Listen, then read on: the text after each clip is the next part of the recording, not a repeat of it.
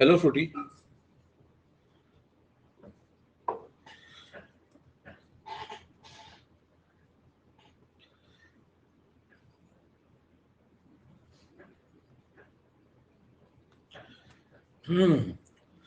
चलिए शुरू करें। तो जरा सा रह गया था अपना काम, वो खत्म करते हैं बचा कुचा सरफेस का, है ना। कैटलिस्ट रह गया था मेरे ख्याल से, बाकी सब हो गया था, मिसल वगैरह सब हो गया था। चलिए हेडिंग डालिए क्या।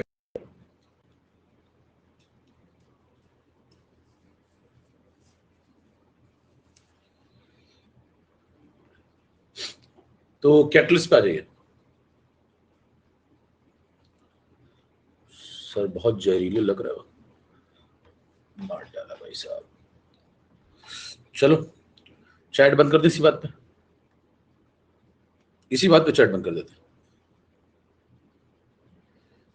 रेज योर हैंड बंद, रिएक्शन बंद, क्वेश्चन बंद, चैट बंद, रिएक्शन ऑन। चलिए ये भी क्लियर, अंगूठा दिखाई, फटाफट शुरू करें। Slide number 1।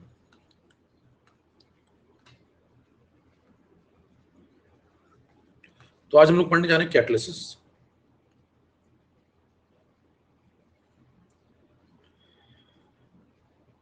ये एक बार पार्ट बचा हुआ थोड़ा बहुत, बाकी सब सरफेस में हो चुका है।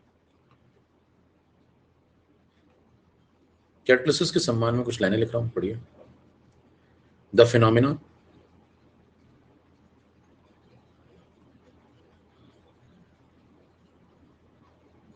in which the rate of reaction, अब ये सब जो मैं पढ़ा रहा हूं इसके बारे में लोग कहते हैं खुद से पढ़ लेना, रीडिंग लगा लेना, है क्या किताब में सब लिखा हुआ है और तुम जाना और रीडिंग लगा लेना, ठीक है।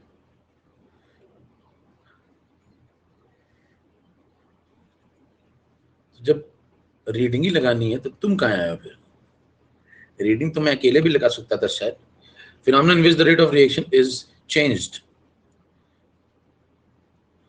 कह रहे मैं तुम्हें रीडिंग लगाना सिखाऊंगा।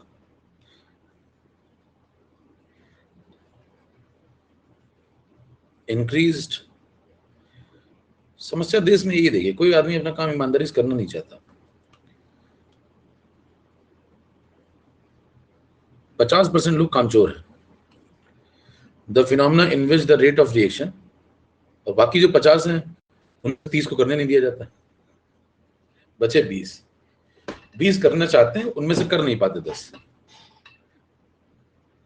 और जो बचे 10 हैं, चलिए। The phenomena in which the rate of reaction is changed by the presence of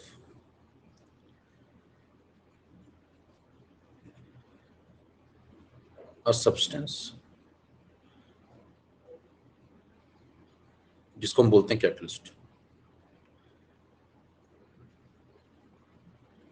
ठीक है, इज नोन एज कैटलिस्ट।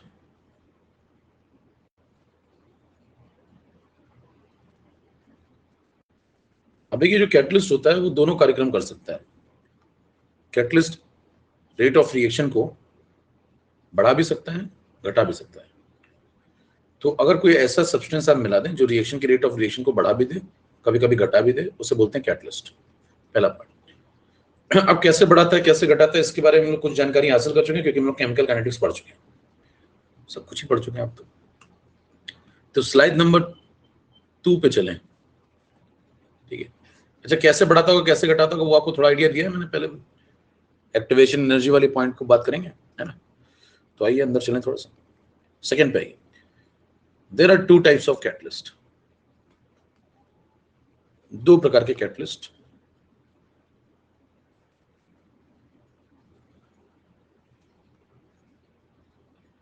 ये यूं कह लीजिए 2 प्रकार की कैटालिटिक रिएक्शंस आपको देखने को मिलेंगे। एक को बोलते हैं होमोजीनियस, एक को बोलते हैं हेट्रोजीनियस। तो जो पहली है उसका नाम है होमोजीनियस कैटालिसिस, नाम से देखिए पवित्रता झलक रही है, जैसे दुल्हन माचिस उस टाइप का, देखिए नाम से पता चल जाता है। होमोजीनियस कैटलिसिस, जिंदगी में आग लगा दे।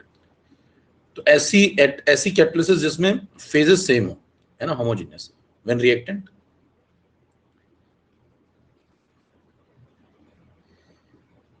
and the catalyst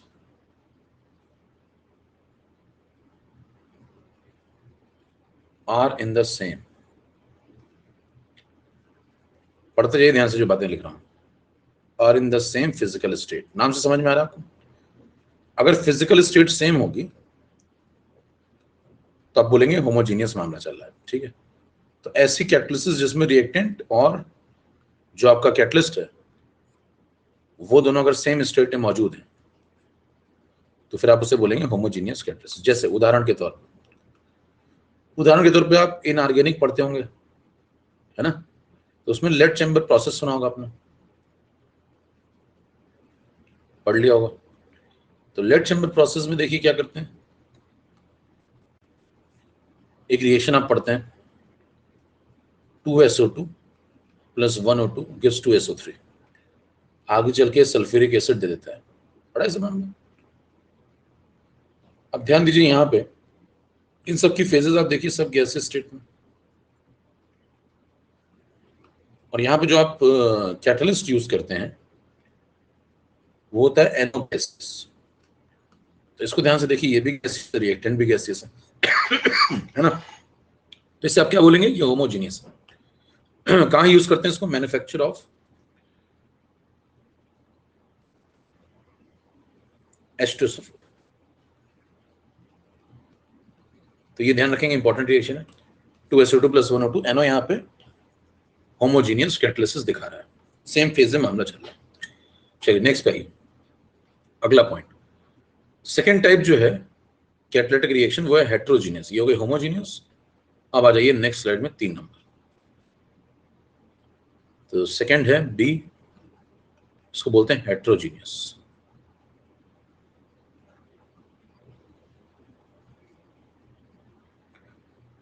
नाम से इसमें देखिए पवित्रता झलक रही है। हेट्रोजीनियस कैटलिसिस का मतलब जिसमें सेम ना हो फेज रिएक्टेंट की और कैटलिस्ट की, इसको सरफेस कैटलिस्ट भी बोलते हैं।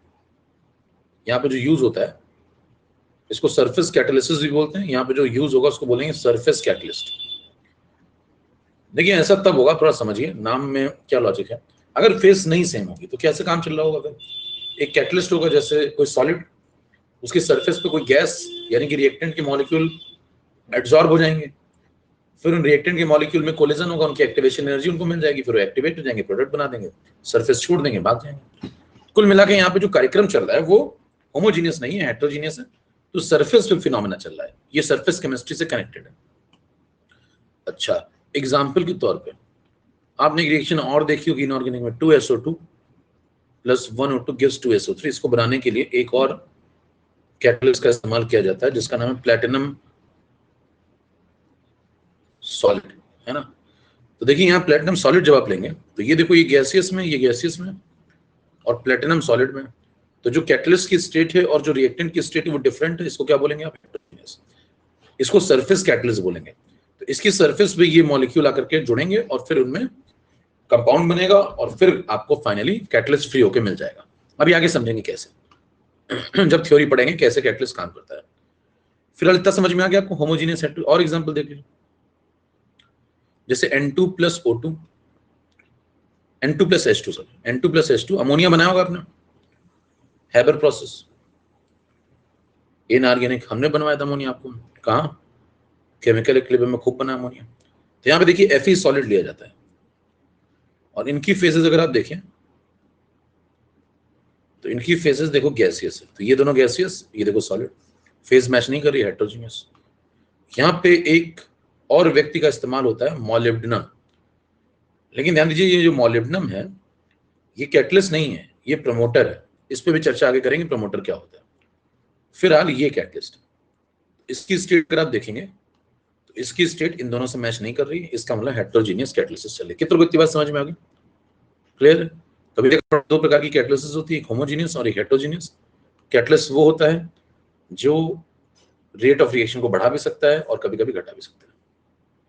कैसे घटाता है कैसे बढ़ाता है उसके लिए आपको जाना पड़ेगा आर्हेनियस केमिकल काइनेटिक्स, और वहां मैंने आपको पढ़ाया था K = AE⁻⁻ फिर मैंने आपको बताया था कि जो एक्टिवेशन एनर्जी होती है दो बातों पर डिपेंड करती है, नेचर ऑफ रिएक्टेंट और कैटलिस्ट। जब आप कैटलिस्ट मिलाएंगे तो एक्टिवेशन एनर्जी चेंज हो जाएगी, और जब एक्टिवेशन एनर्जी चेंज होगी तो उसी की वजह से ये रेट बदलते हैं। ये सब रटा नहीं दिया जा रहा कि भाई साहब ऐसे से कर लीजिए, कह रहे मैं मार्कर लिख बैठूं सर, अंडरलाइन करूं सर, कई तो ऐसे पढ़ते हैं भाई साहब, ऐसे अंडरलाइन करते रहते किताब पूरी, और किताब अंडरलाइन उस किताब के ऊपर दबाव बनाते हैं बैठ के, इतना दबाव बना दूंगा भाई साहब उसके ऊपर कि मतलब खुद मेरे को समझा देगी। अब ऐसा थोड़ी होता है, कहना उसमें एक वो ले आऊंगा, एक हाईलाइटर आता है उसमें भाई साहब बिल्कुल हरा हरा कर डाला, पूरी किताब हरी कर डाली। कितना भी हरा कर लीजिए, अगर आप अंदर से जो है, अंदर से आप हरे नहीं है, कुछ भी हरा लाल कर लीजिए कुछ नहीं होना है। तो अपने कंसेप्ट सुधारिए, हरा लाल करने से कुछ नहीं होता है। आगे बढ़िए, अगला पॉइंट है, करते ना कई लोग दबाव बनाते हैं, एक दो किताब में देखिए पूछने आते हैं डाउट, भाई साहब पूरी किताब रंग डाली एकदम। तो मैंने से पूछा क्या कर रही है, कह रहे सर ऐसे नहीं तो वैसे ही जीवन में रंग तो बने।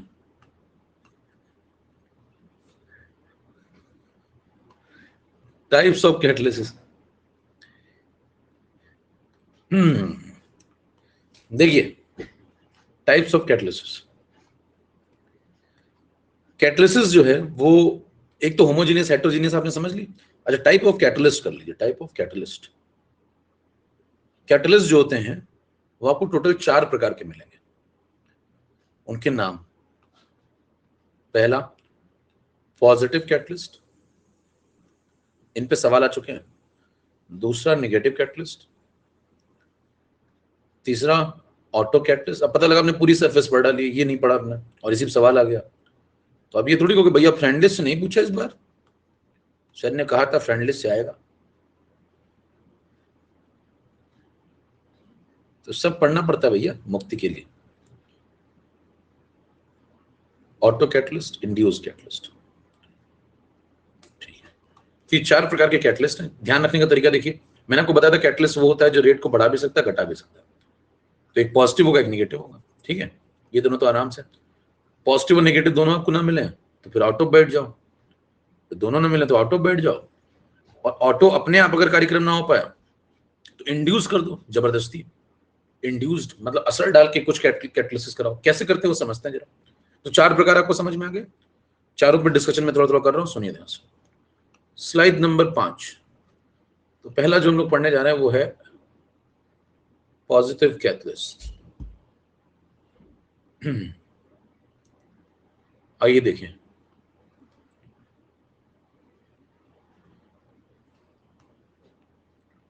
Positive catalyst. तो देखिए पॉजिटिव कैटलिस्ट क्या करेगा, रेट ऑफ रिएक्शन को बढ़ाएगा। तो पहला पॉइंट इसमें, which increases the rate of reaction.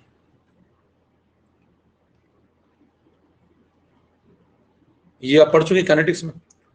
अब रेट ऑफ रिएक्शन कोई बढ़ाना है तो कैसे बढ़ा रहा होगा, वो जल्दी जल्दी रिएक्शन करा रहा होगा। जल्दी जल्दी कैसे करा रहा होगा, उसने एक्टिवेशन एनर्जी का जो बैरियर है थ्रेशोल्ड का वो नीचे ला दिया होगा। हेलो, याद है आपको। यहां पे आप लिखेंगे डिक्रीजेस द एक्टिवेशन एनर्जी। अच्छा, एक्टिवेशन एनर्जी कैसे कम कर रहा होगा उस पर भी आगे चर्चा करेंगे, लेकिन कम करता है ये थोड़ा आपको समझ में आ रहा है काइनेटिक्स से। अभी सरफेस से कैसे समझना है वो अभी समझेंगे, ठीक है। तो पॉजिटिव कैटलिस्ट का एग्जांपल ले लीजिए, जैसे N2 + 3H2 और इससे आप बना दो अमोनिया। पीछे आपने एग्जांपल देखा था, हैबर प्रोसेस है, इसके अंदर आप Fe सॉलिड, और ये जो Fe सॉलिड है ये इस रिएक्शन के रेट को बढ़ा देता है, ठीक है। अच्छा, सेकेंड पॉइंट पे 6 नंबर,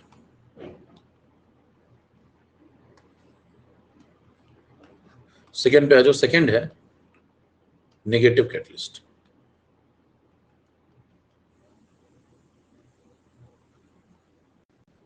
नेगेटिव कैटलिस्ट से नाम से देखिए पवित्रता झलक रही है। ऐसा कैटलिस्ट जो रेट को कम कर देता हो। अच्छा, जरूरत क्यों पड़ी फिर, अगर रेट को कमी करना है तो फिर मिला ही क्यों रहो, है ना। कभी कभी देखिए कुछ लोग आगे निकल जाते हैं, जैसे मैंने आपको रियल गैस में बताया था कि आप आइडियल से आगे भी तो निकल सकते हैं। मान लो मैंने आपसे कहा कि भाई साहब मेरी क्लास कर लो, इतने में हो जाएगा सब कुछ, है ना। अब पता लगा उसके बाद भी आप, है ना, मैंने कहा मॉड्यूल लगा लो, इतने में हो जाएगा। आप लगे पढ़े भाई, अच्छा किताबें लेके बैठे हुए, सब लगाएंगे हम तो शब्द लगाएंगे, 50 जगह जाकर पढ़े, यूट्यूब पे पढ़ रहे हैं बैठ के, आगे निकल गए। वो आगे से बाहर हो जाते हैं। दो प्रकार से आप बाहर हो सकते हैं खेल से, है ना, एक आगे से एक पीछे से। तो आप तय करिए आपको कैसे बाहर होना। नेगेटिव कैटलिस्ट तो ये क्या है, देखिए जैसे कुछ लोग आगे निकल गए, तो कुछ रिएक्शंस हैं जिनका रेट मान लो ज्यादा हो गया, हमें उतना नहीं चाहिए। मान लो रिएक्शन का रेट ज्यादा हो गया और हमें उतना नहीं चाहिए, तो जब हमें उतना नहीं चाहिए तो हम क्या करेंगे, रेट को कंट्रोल करेंगे। और कंट्रोल करने के लिए हमें क्या चाहिए होगा, ऐसा कैटलिस्ट जो रिएक्शन के रेट को थोड़ा गिराए। अब रिएक्शन के रेट को गिराने के लिए हम क्या करेंगे, उसके अंदर क्या मिलाएंगे, नेगेटिव कैटलिस्ट। ठीक है, तो यहां पे देखिए यू समझ पा रहे हैं क्या इसका, which decreases the rate of reaction। ठीक है, सेकेंड पॉइंट कैसे करता होगा, एक्टिवेशन एनर्जी को बढ़ा देता होगा।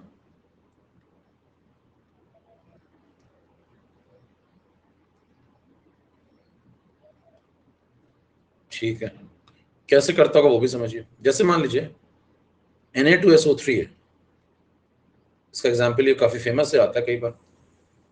इसका ऑक्सीडेशन जब आप कराएंगे O2 के साथ तो रिएक्शन अच्छे से होती है काफी। अगर आपको चाहिए कि रिएक्शन थोड़ी कंट्रोल्ड मैनर में हो तो यहाँ पे कंट्रोल करने के लिए अल्कोहल डाल देते हैं इसमें। तो इस रिएक्शन में मिलाते हैं C2H5OH। तो ये जो C2H5OH ये क्या करता है, रिएक्शन के रेट को थोड़ा सा कम कर देता है और रिएक्शन कंट्रोल्ड मैनर में चलने लगती है। तो इसके ऑक्सीडेशन को बहुत तेज ऑक्सीडेशन ना हो, थोड़ा कंट्रोल्ड मैनर में हो, इसलिए हम लोग क्या मिलाते हैं, C2H5OH। तो ये जब मिला देंगे तो रिएक्शन थोड़ी कंट्रोल मैनर में हो जाएगी, इसलिए इसको क्या बोलते हैं आप, अल्कोहल को नेगेटिव कैटलिस्ट है इस रिएक्शन के लिए। Clear ma'am. नेक्स्ट अगला आपको पढ़ना है, ये डन ऑटो और इंड्यूस्ड। अब आ जाइए ऑटो पे, ऑटो बेटू।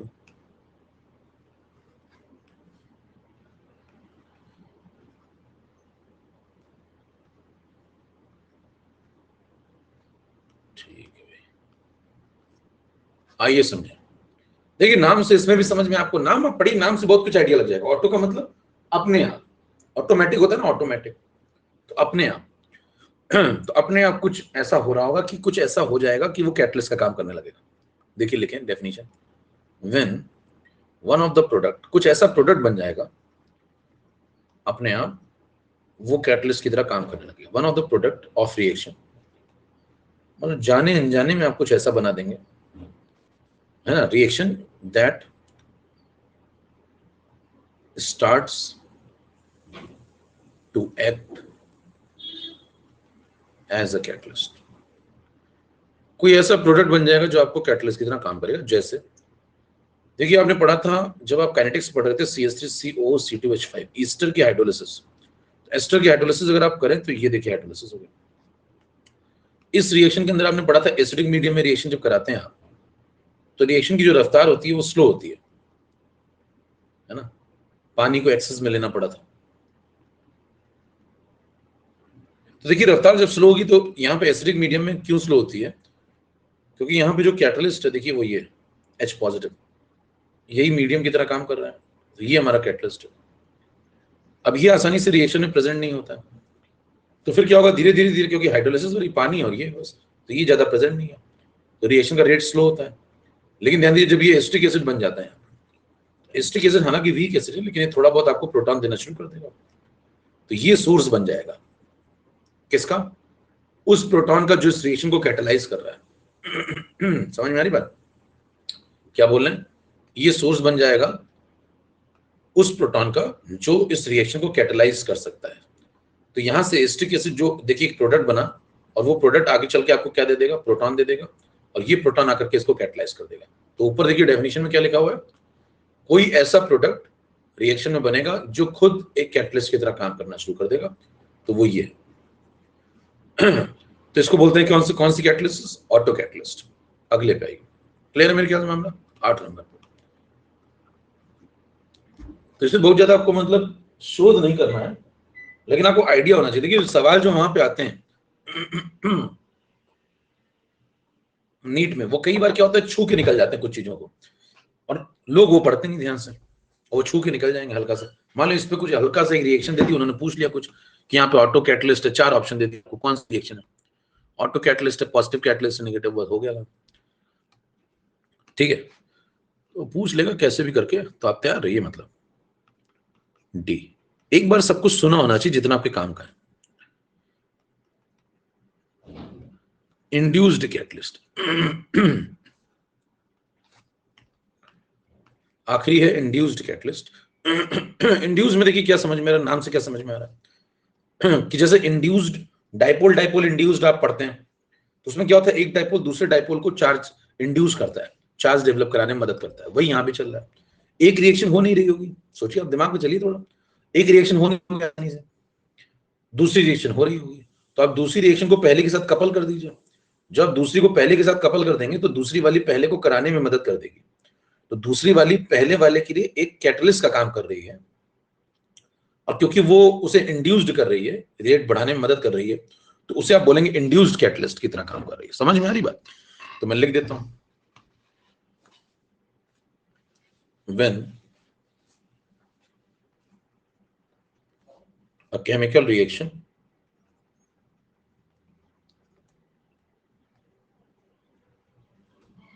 chemical reaction increases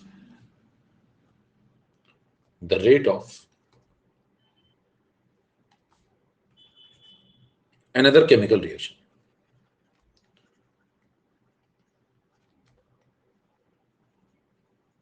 एक केमिकल रिएक्शन दूसरी केमिकल रिएक्शन के रेट को बढ़ा दे। जैसे उदाहरण के तौर पे आप इनऑर्गेनिक का फिर एग्जांपल लें, तो यहां पे देखिए आर्सेनाइड जब लेते हैं सोडियम का केस में, तो आप Na3ASO3 लीजिए और इसको ऑक्सीजन से रिएक्ट कराइए, तो आप पाएंगे कि ये रिएक्शन आसानी से नहीं होती है। ठीक है, ये रिएक्शन इजिली, मतलब एयर की प्रेजेंस में ये जो, इसको ऑर्थो आर्सेनाइड भी बोलते हैं, तो फिर मतलब ये आसानी से ऑक्सीडाइज नहीं होता, इजिली इसमें कन्वर्ट नहीं होता।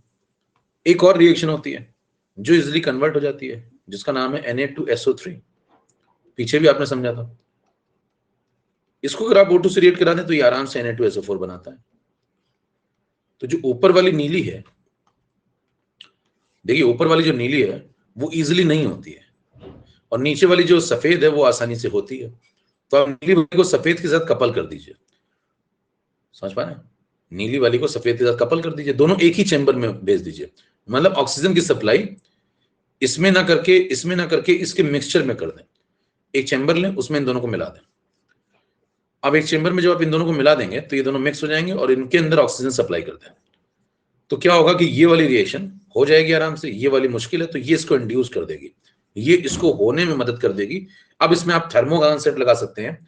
कोई रिएक्शन तब होती है जब डेल्टा जी मेरे दोस्त नेगेटिव हो जाता है। कंसेप्ट देखिए, अब मान लीजिए एक का डेल्टा जी मान लीजिए सपोज +3 है, तो अगर +3 वाली में डेल्टा जी देखें तो पॉजिटिव वो हो नहीं रही थी, नॉन स्पॉन्टेनियस थी, तो आप उसमें डेल्टा जी -4 वाला मिला दो। हेलो, डेल्टा जी -4 वाला जबरदस्त तरीके से हो रही थी, नेगेटिव डेल्टा जी है, तो जब +3 वाले में आप -4 वाला मिलाएंगे तो नेट में आंसर -1 हो जाएगा मेरे दोस्त, और डेल्टा जी नेगेटिव हो जाएगा और ओवरऑल ऑक्सीडेशन होना स्टार्ट हो जाएगा। फील आ रहा? तोड़िए, नहीं तो अपनी खोपड़ी तोड़िए। कंसेप्ट समझ पा रहे हैं?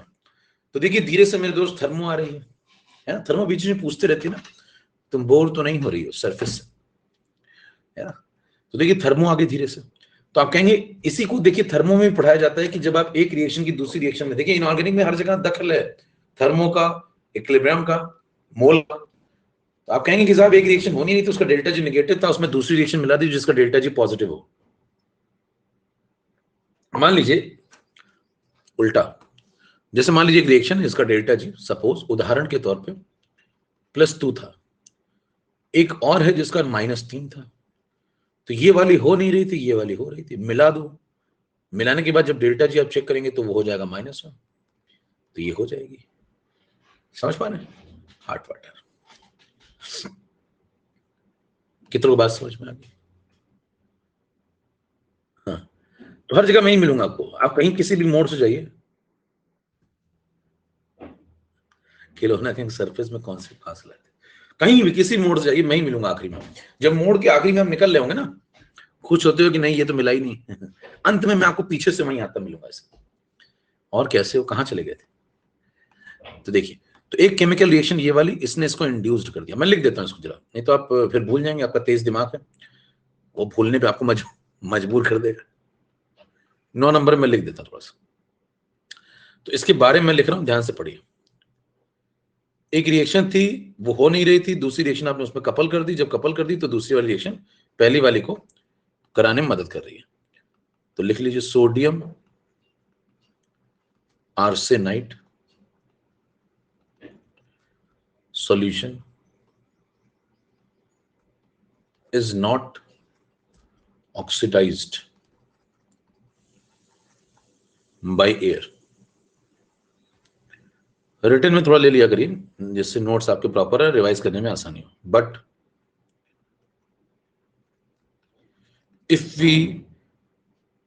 if air is passed, या if we mix through a mixture,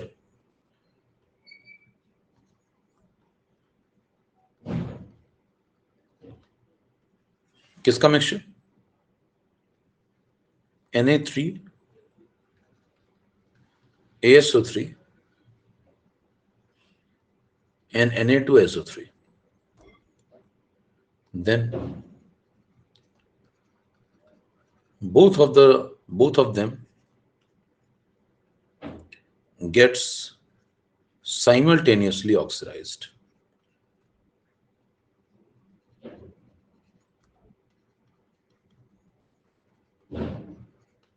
ठीक है, तो क्या कह रहा है कवि, पढ़िए ध्यान से। कहना चाहता है कि सोडियम आर्सेनाइड जो आपने पीछे लिया हुआ है, ये आसानी से ऑक्सीडाइज नहीं हो रहा था, तो आपने इसके अंदर क्या किया, एयर पास कर दिया आपने, किस में से? इनके मिक्सचर में से, और ये आसानी से ऑक्सीडाइज हो रहा था। तो जब दोनों के मिक्सचर में से एयर को पास करते हैं तो रिएक्शन में दोनों का ऑक्सीडेशन हो जाता है, both of them gets oxidized. तो इसमें एक रिएक्शन ने दूसरी रिएक्शन के लिए कैटलिस्ट का काम कर दिया एक तरीके से। तो एक रिएक्शन ने दूसरी रिएक्शन को होने में मदद करा दी, तो इसे बोलेंगे आप कैसी कैटलिस्ट चल रही है? इंड्यूस्ड कैटलिस्ट है। क्लियर में क्या सारी बातें सबको समझ में आ गई? हेलो, अंगूठे दिखा दिया करो, कम से कम कुछ तो शर्म करो देश में। आइए,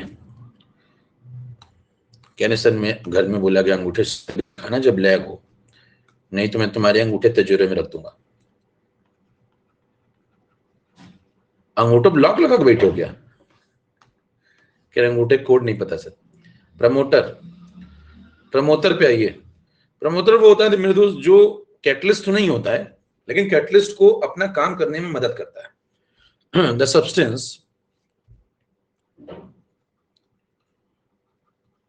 the substance which do not acts as a catalyst, वो खुद कैटलिस्ट नहीं है पहली बात, बट देयर प्रेजेंस, उनकी जो उपस्थिति होती है वो बढ़ा देती है एक्टिविटी को, increases the activity of catalyst. मेरे ख्याल से बात समझ गए होंगे आप। जैसे उदाहरण के तौर पर आपको बताया क्या था पीछे की रिएक्शन N2+3H2, इससे अमोनिया बनाई है।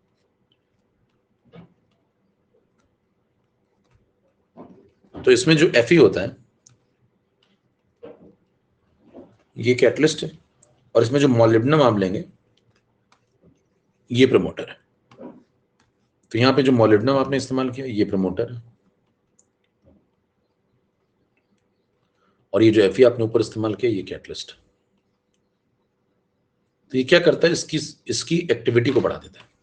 तो कैटलिस्ट की एक्टिविटी को प्रमोटर मदद करता है करने में, तो ये जल्दी जल्दी एक्टिव हो जाएगा, कैटलिस्ट ज्यादा कार्यक्रम कर पाएगा, ज्यादा थ्रेशोल्ड को नीचे ला पाएगा और रेट को बढ़ा देगा। अब उसके बाद अगला पॉइंट आता है 11 नंबर पर। दो थ्योरीज होती हैं, देखिए कैटलिस्ट कैसे कार्यक्रम करता है उसको समझने के लिए दो कंसेप्ट हैं। There are two theories of catalysis.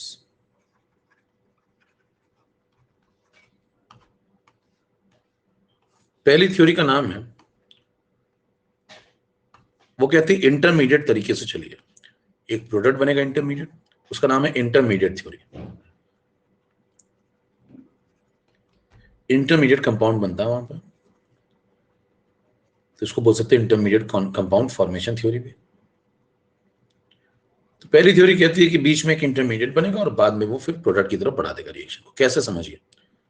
अब इसमें निबंध लिखने का कोई मतलब नहीं, मैं आपको लॉजिक समझा देता हूँ, समझ में आ जाएगी बात। ऐसा इंपॉर्टेंट सवाल क्या बनेगा वो समझिए। पहला पॉइंट पूछेगा, ऐसी जो इंटरमीडिएट वाली थ्योरी है वो किस प्रकार की कैटालिसिस को सपोर्ट करती है। ऑप्शन दे देगा आपको, होमोजीनियस, हेटेरोजीनियस। ठीक है, तो आप कहेंगे होमोजीनियस। ये पहला ऑब्जेक्टिव आपको मिल सकता है कि ये होमोजीनियस कैटालिसिस को एक्सप्लेन करती है। कैसे? इसमें होता क्या, जैसे आपने कहा था लेड चैम्बर प्रोसेस वाली है ना, उसको अगर आप उठाएं तो देखिए उसमें क्या चल रहा था, ये वाली। तो इसको अगर आप उठाएं तो इसमें देखिए ध्यान से, ये होमोजीनियस है। इसको एक्सप्लेन करती है कौन सी थ्योरी, जो अभी आप पढ़ने जा रहे हैं। इसमें ये जो यहां पे आपने कैटलिस्ट लिया है, ये कैटलिस्ट इन दोनों में से किसी एक रिएक्टेंट के साथ कंबाइन कर जाएगा। सुनते हैं ये स्टेप क्या है, लेकिन नहीं रहा हूं, समझा दूंगा, समझ में आ जाएगा। इनमें जो कैटलिस्ट होगा वो इन दोनों में से किसी एक रिएक्टेंट के साथ कंबाइन कर जाएगा। जैसे उदाहरण के तौर पे मान लीजिए वो NO इस O2 के साथ कंबाइन करके NO2 बना देगा, और जो बनेगा वो इनमें से दूसरे रिएक्टेंट के साथ फिर कंबाइन करके वापस से एक प्रोडक्ट बना देगा, और जो कैटलिस्ट था वो एज इट इज फ्री हो जाएगा, और इस प्रकार से कार्यक्रम समाप्त हो जाएगा। इस रिएक्शन को देख लीजिए। अब हम लोग उधर समझने जा रहे हैं। ठीक है, सबसे पहले इसमें पहला स्टेप क्या होगा, देखिए।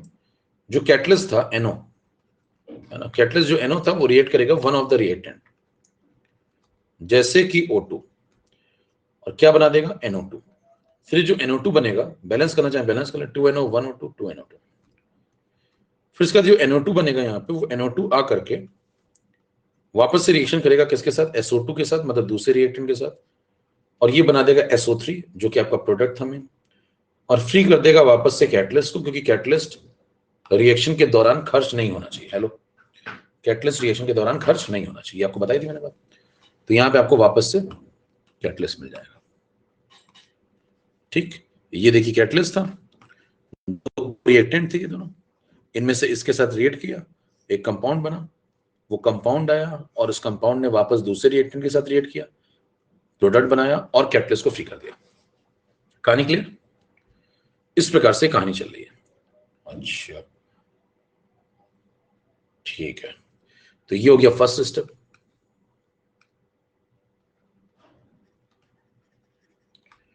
और ये हो गया सेकेंड स्टेप।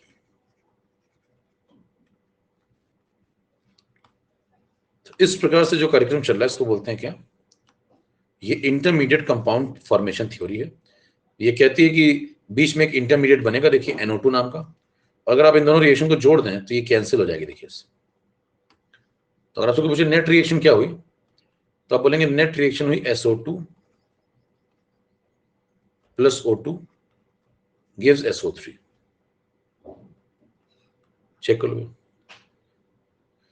ठीक है। तो ये नेट रिएक्शन हो रही है। तो इस नेट रिएक्शन को कराने के लिए, है ना, बाकी बैलेंस आप कर लीजिए। यहाँ पे 1NO लगा लो, है ना, यहाँ पे 1NO लगा लो, यहाँ हाफ O2 लगा लो, यहाँ 1 लगा लो, बैलेंस काट दो तो कैंसिल हो जाएंगे दोनों, है ना।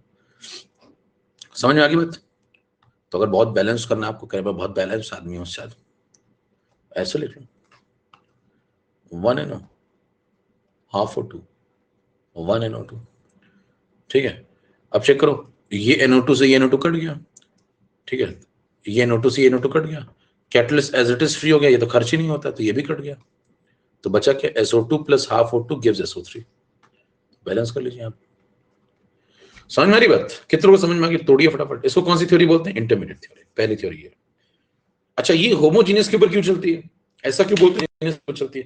क्योंकि देखिए, अगर आप कोई ऐसा कैटलिस्ट लेते हैं जो रिएक्टेंट के साथ मिलकर के कंपाउंड बना सके, तो तभी बना पाएगा जब उसकी फेज अच्छी हो, मतलब फेज मैच करती हो, एक गैस जैसा कुछ है, अब वो दूसरी गैस के साथ आसानी से मिक्स होकर के इंटरमीडिएट दे सकता है। तो ऐसा कंसेप्ट आपको होमोजीनियस में आसानी से मिलेगा, हेटेरोजीनियस में नहीं मिलेगा। तो बगल वाले मान लो सुशील ने पूछा कि सर ये बताइए कि हेटेरोजीनियस में फिर क्या करेंगे, कैसे कैटलिस्ट होती होगी, कैटलिसिस होती होगी। तो 12 नंबर पे आइए सुशील के लिए। Sushil wants to know the reason. अब देखिए सुशील को आप क्या समझाएंगे, कहेंगे मेरे दोस्त देखो, अगर यहीं पे हेटेरोजीनियस आपको पढ़ना है तो एक दूसरी थ्योरी है, सेकंड थ्योरी। सेकेंड थ्योरी ये कहती है जिसका नाम है एडजॉर्प्शन थ्योरी। ठीक, ये सिखाती है सरफेस केमिस्ट्री का कंसेप्ट। अब आपसे पूछेगा पहला सवाल कि बताओ एडजॉर्प्शन थ्योरी कौन से प्रकार के कैटलिस्ट के लिए आपको कंसेप्ट एक्सप्लेन करेगी, तो आप कहेंगे हेट्रोजीनियस। तो ये हेट्रोजीनियस कैटालिसिस को समझाती है। मैंने आपको शुरू में बताया था कि दो प्रकार की कैटालिसिस होती है। देखिए कंक्लूड करते हैं, देखिए बात।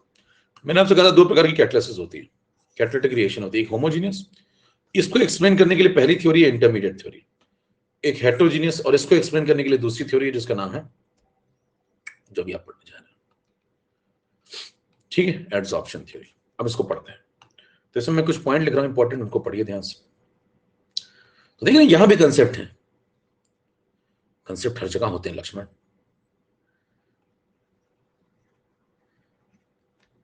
रिएक्टेंट मॉलिक्यूल, अब इसमें देखिए मैं कुछ पॉइंट लिख रहा हूं, उनको ध्यान से पढ़िए पहले। Reactant molecules are adsorbed on the surface of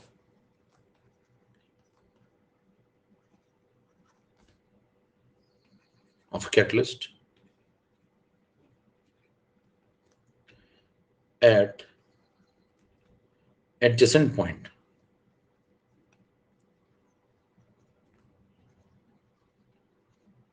ठीक है। सेकेंड पॉइंट शॉर्टकट में लिख रहा हूं, अभी मैं समझा दूंगा क्या लिख रहा हूं मैं।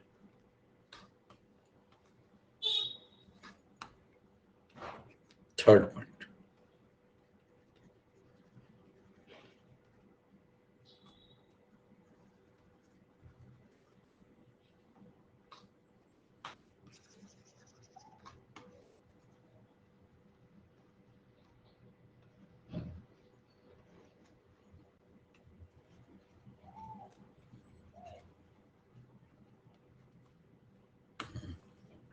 नेक्स्ट पॉइंट,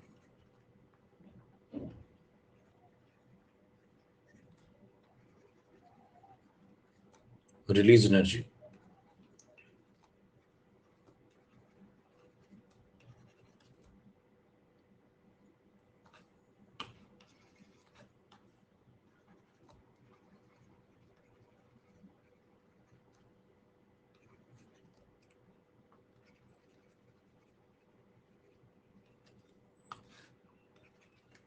अगला पॉइंट,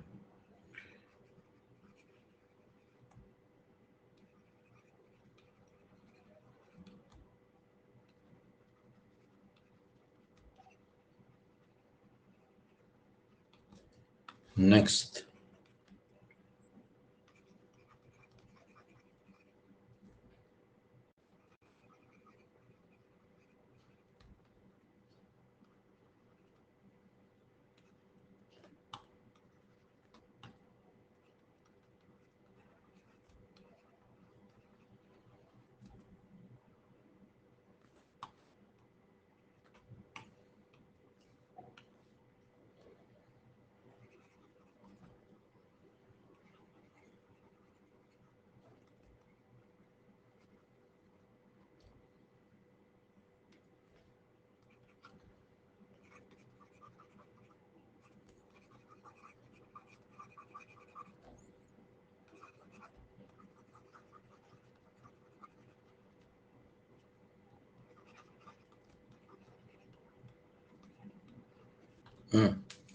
इतना ही है मेन में। पढ़िए, इंग्लिश में लिखा हुआ, पढ़ के देखिए कुछ समझ में आता है। सरफेस आप काफी हद तक पढ़ चुके हैं, तो आपको समझ में आना चाहिए। मतलब सरफेस के शुरुआत वाले कंसेप्ट आपको सब आते हैं।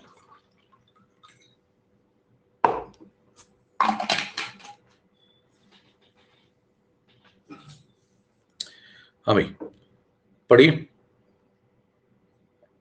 अब मैं समझा रहा हूं, ध्यान सुन लीजिए। सबसे पहली बात, एडजॉर्प्शन थ्योरी एक्सप्लेन करती है हेट्रोजीनियस कैटालिसिस को। हेट्रोजीनियस का मतलब जो फेज सेम ना हो, कैटालिस्ट अलग फेज में हो, रिएक्टेंट अलग फेज में हो। यहाँ पे होता क्या है, सबसे पहले जो रिएक्टेंट का मॉलिक्यूल है वो एड्सॉर्ब हो जाएगा कैटालिस्ट की सरफेस पर।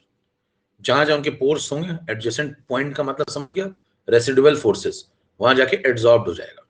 जब एड्सॉर्ब हो जाएगा तो वहां पर उनके कंसंट्रेशन बढ़ जाएंगे। जैसे ये मान लीजिए आपके पास कैटलिस्ट है, तो इस कैटलिस्ट के ऊपर सरफेस पे कुछ पोर्स बने होंगे, है ना, यहाँ पे कुछ पोर्स बने होंगे ऐसे ऐसे, तो उन पोर्स पे आकर के ये एड्सॉर्ब हो जाएगा, और जब ये एड्सॉर्ब हो जाएगा तो यहाँ पे धीरे धीरे धीरे धीरे जुड़ता जाएगा, तो इन पे कंसंट्रेशन बढ़ता जाएगा रिएक्टेंट का, यहाँ आया और एड्सॉर्ब होगा और एड्सॉर्ब होगा और होगा, तो यहाँ रिएक्टेंट का कंसंट्रेशन बढ़ेगा, और जब ये dot dot dot dot reactant की कंसंट्रेशन बढ़ते चले जाएंगे तो यहाँ पे आप सेकंड पॉइंट समझ सकते हैं, कंसंट्रेशन धीरे धीरे रिएक्टेंट का बढ़ जाएगा। अब जब रिएक्टेंट का कंसंट्रेशन बढ़ गया तो ये कंबाइन होने लगा, कौन, रिएक्टेंट। देखिए रिएक्टेंट के मॉलिक्यूल यहाँ पे कंबाइन होने लगे, तो जब सरफेस पे आकर के रिएक्टेंट के मॉलिक्यूल यहाँ कंबाइन होने लगेंगे तो एनर्जी रिलीज होगी, सरफेस एनर्जी। हेलो, देखिए यहाँ पे सरफेस पे एनर्जी मौजूद थी, ये सरफेस अनस्टेबल थी, रिएक्टेंट के मॉलिक्यूल यहाँ जुड़ने लगे, तो इस सरफेस का क्या फायदा हुआ, इस सरफेस की जो एनर्जी थी वो रिलीज होने लगी, है ना, वो कम हो गई तो गई कहाँ, देखिए सरफेस की एनर्जी धीरे धीरे कम हो जाएगी, जब सरफेस की एनर्जी कम होगी तो एनर्जी गई कहाँ। फर्स्ट लॉ ऑफ थर्मोडायनामिक्स कहता है फ्लूइड की एनर्जी कभी खत्म तो हो नहीं सकती, वो एक फॉर्म से दूसरे फॉर्म में ट्रांसफर होती है, तो इसका मतलब अगर सरफेस से एनर्जी निकली है तो ये सिस्टम है, तो गई कहाँ होगी, सराउंडिंग में, तो यानी कि वो एनर्जी सराउंडिंग में जा रही होगी। अब सराउंडिंग में जाते वक्त यहाँ पे देखिए रिएक्टेंट के मॉलिक्यूल उससे कहेंगे, है ना, कि हम भी तो सराउंडिंग में ही काउंट होंगे ना, अगर सिस्टम आप इसे मान रहे हो ये इसको, तो हम भी तो सराउंडिंग में बैठे हुए, देखो बाहर हम भी यहाँ चिपके हुए हैं, बस एब्जॉर्ब हुए हैं, तो वो जो एनर्जी रिलीज होने वाली होगी वो कौन घसीट लेगा, देखिए जो एनर्जी रिलीज होगी एक्सोथर्मिक प्रोसेस होगा, कंसंट्रेशन जब बढ़ेगा एनर्जी यहाँ से रिलीज होगी, तो जो एनर्जी रिलीज होती है वो एनर्जी एक्टिवेट करने में काम आ जाती है, किसको एक्टिवेट करने में, रिएक्टेंट के मॉलिक्यूल कहते हैं भैया हम ही दे दो, है ना, कहाँ इतनी दूर जा रहे हो, और तुम्हारा बोझ यहीं हल्का कर दें। तो देखिए ये जो एनर्जी यहाँ से रिलीज हो रही थी सरफेस की एनर्जी, उसी सरफेस एनर्जी को ये रिएक्टेंट के मॉलिक्यूल अपने आप को एक्टिवेट करने में लगा देते हैं, तो ये जो रिएक्टेंट के मॉलिक्यूल है इनको एक्टिवेशन एनर्जी के फॉर्म में वो मिल जाएगी, तो वो एक्टिवेट हो जाएंगे। याद करिए केमिकल काइनेटिक्स, केमिकल काइनेटिक्स में हमने पढ़ा था कि ये रिएक्टेंट मान लो इस लेवल पे है तो इसको थ्रेशोल्ड तक ले जाना पड़ेगा, तो इसको एक्टिवेट करना पड़ेगा, एक्टिवेट करने के लिए बैरियर तक यहाँ ले जाना पड़ेगा, तो ये जो एक्टिवेशन एनर्जी बाहर से ग्लूकोज पिलाना पड़ेगा तब प्रोडक्ट बनेगा, तो ये ग्लूकोज आप कहाँ से पिलाओगे, ग्लूकोज पिलाने के लिए ये जो बाहर से एनर्जी इतनी चाहिए ये वाली, ये एनर्जी आपको प्रोवाइड करेगा कौन, ये सरफेस एनर्जी। समझ में आ रही बात, मुझे जीने नहीं देती याद तेरी। रिलीज्ड एनर्जी थी वो यूज हो गई एक्टिवेशन में, किसके एक्टिवेशन में, रिएक्टेंट। अब रिएक्टेंट एक्टिव हो गया, अब जब रिएक्टेंट एक्टिव हो गया तो बताइए रिएक्टेंट के मॉलिक्यूल यहाँ पे खूब सारे जमा हो गए और ये एक्टिव भी हो गए हैं। अब जब ये एक्टिव भी हो गए हैं तो फिर ये क्या करेंगे, सरफेस के साथ एक कॉम्प्लेक्स स्ट्रक्चर बना के बैठे होंगे, देखिए सरफेस है इसके साथ रिएक्टेंट के मॉलिक्यूल अभी जुड़े हुए हैं, तो एक कॉम्प्लेक्स सा स्ट्रक्चर यहाँ पे आपको दिखेगा, इसको बोलते हैं सरफेस एक्टिवेटेड कॉम्प्लेक्स फॉर्मेशन। और जब ये फॉर्मेशन हो जाएगा उसके बाद क्या होगा, ये प्रोडक्ट में कन्वर्ट होना स्टार्ट होगा। तो यहां तक के पॉइंट सब क्लियर। अगला स्टेप है कि प्रोडक्ट फॉर्मेशन स्टार्ट होगा, जो रिएक्टेंट के मॉलिक्यूल यहाँ पे थे जब ये एक्टिव हो जाएंगे तो किस में कन्वर्ट हो जाएंगे, प्रोडक्ट में, और जब ये प्रोडक्ट में कन्वर्ट होना शुरू हो जाएंगे तो प्रोडक्ट बन बन के सरफेस को छोड़ता चला जाएगा, product molecules rapidly leave the catalyst surface, तो इस सरफेस से टूट टूट के यहाँ प्रोडक्ट के मॉलिक्यूल बाहर आने लगेंगे और ये सरफेस वापस से खाली हो जाएगी, और ये सरफेस जब वापस से खाली होगी तो फिर से वही सब कार्यक्रम शुरू हो जाएगा, ये पोर कहेंगे हमारे रेसिडुअल फोर्सेस वापस से बन गए, है ना, हमारी सरफेस एनर्जी वापस से आ गई है और आओ हमारे सरफेस पे आओ फिर से जुड़ जाओ, और फिर से वो रिएक्टेंट के मॉलिक्यूल को अपनी सरफेस पे जोड़ लेंगे। देखिए यही पॉइंट नीचे लिखा हुआ है, प्रोडक्ट के मॉलिक्यूल यहाँ से छूटते जाएंगे, रैपिडली लीव करते जाएंगे सरफेस को, और जब वो सरफेस खाली करते जाएंगे तो जो अदर मॉलिक्यूल है रिएक्टेंट के वो एब्जॉर्ब होते जाएंगे और फिर से आपको यही प्रोसेस रिपीट होकर दोबारा से मिल जाएगा। कितनों को बात समझ में आ गई, इससे लॉजिकल तरीके से इसको समझाया नहीं जा सकता, आप कहीं धरती पढ़ लीजिए ना।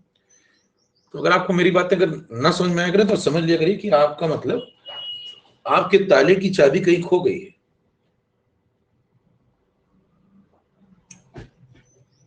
ताला तो है आपके पास लेकिन आपकी चाबी नहीं है आपके पास,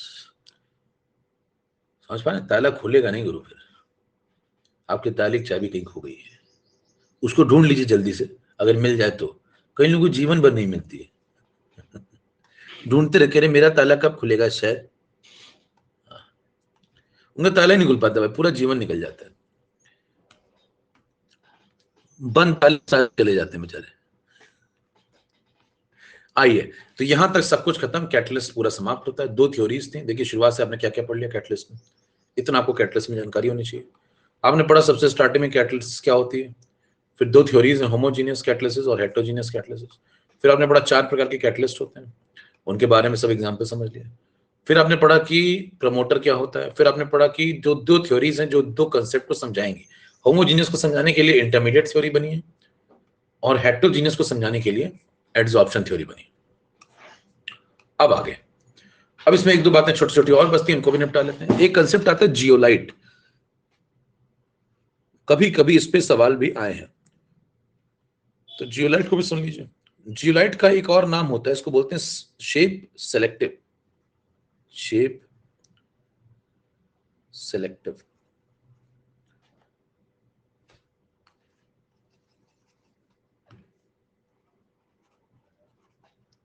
कैटलिस्ट। ये मतलब एक थोड़ा सा अलग टाइप का होता है। इसमें क्या खास बात होती है कि ये सबके साथ नहीं जुड़ता है ना। अब कैसे नहीं जुड़ता सबके साथ, वो भी मैं आगे समझाऊंगा आपको एक थ्योरी से, जिसको बोलते हैं की लॉक थ्योरी। तो जियोलाइट जो होता है वो बड़ा ही शेप सिलेक्टिव होता है, मतलब इसका एक ऐसा शेप होगा, ये भी कैटलिस्ट है, लेकिन एक हर जगह नहीं काम में लिया जा सकता। इसका ऐसा ही शेप होगा, जैसे मान लीजिए आपके पास एक ताला है, तो ताले के अंदर हर चाबी थोड़ी लगेगी। आपने मतलब मान लो बढ़िया हरिजन का ताला लिया है, तो सारी चाबी किसी भी चाबी थोड़ी खुल जाएगा। कह रहे भाई जो कमरे की चाबी लॉकर नहीं खुल रहा, तो लॉकर ताला अलग लगा है ना। तो इसका मतलब ये हुआ कि ऐसा शेप होना चाहिए, कैटलिस्ट का यहाँ पे ऐसा शेप होता है कि उसमें जो सबस्ट्रेट आएगा वो एक डेफिनेट ही फिट हो पाएगा। ठीक है, तो ये जियोलाइट जो होता है वो हर चाबी से नहीं खुलता है। ये ऐसा ताला है जो सिर्फ एक पर्टिकुलर चाबी से ही खुलेगा। कैसे, वो मैं आगे और समझाऊंगा। एक एग्जांपल है, देखिए इसके बारे में 4-5 लाइनें में लिख रहा हूं, ध्यान से सुनो। पहला, द कैटालिटिक रिएक्शन। ये शेप सिलेक्टिव का क्या मतलब होता है? That depends upon the pore structure, मतलब जो सरफेस पे पोर स्ट्रक्चर बना होता है उस पर डिपेंड करता है ऑफ द कैटलिस्ट, कि वो कौन सी चाबी से खुलेगा। और दूसरा डिपेंड करता है किस पे? साइज ऑफ रिएक्टेंट, जो बाहर से रिएक्टेंट आ रहा है वो कैसा है। तो दो बातों पे डिपेंड करता है ये। देखिए मतलब बात बनेगी कि नहीं बनेगी वो दो बातों पे निर्भर होगी। एक तो रिएक्टेंट कैसा है, उसका कैसा शेप वगैरह है, और एक जो कैटलिस्ट है उसके जो पोर हैं वो कैसे हैं। तो कैटलिस्ट के जो पोर हैं वो बहुत सिलेक्टिव होंगे, और वो एक सिलेक्टिव रिएक्टेंट के साथ ही कंबाइन करेंगे। इसको बोलते हैं शेप सेलेक्टिव कैटलिस्ट। अच्छा, जीलाइट के बारे में थोड़ी जानकारी और लीजिए। ऑर्गेनिक में आपको खूब पढ़ाया जाता है भर भर के सब, तो थोड़ा मैं आपको बता देता हूं। इसको बोलते हैं सोडियम एमिनो सिलिकेट। तो ये यहाँ पे सिलिकेट से स्ट्रक्चर होते हैं और सोडियम एल्युमिनियम दोनों प्रेजेंट होते हैं। सेकेंड पॉइंट, थर्ड पॉइंट, इसको 3D सिलिकेट, इसका स्ट्रक्चर आप पढ़ेंगे तो 3D सिलिकेट से स्ट्रक्चर बनता है।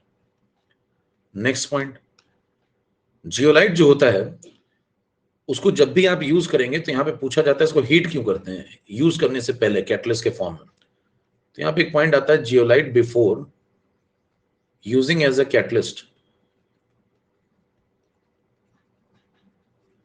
इसको वैक्यूम में हीट करते हैं। ऐसा क्यों करते हैं? Are heated in vacuum. तो अगर आपसे पूछे इसका रीजन बताओ, तो आप कहेंगे इसका रीजन है so that the water molecules जो हाइड्रेट होकर के लगे हुए थे ऑफ हाइड्रेशन, वो चले जाते हैं जब आप हीट करेंगे तो, और सरफेस थोड़ी सी उनके पोर्स भी अच्छे से खुल जाते हैं। And zeolite becomes porous.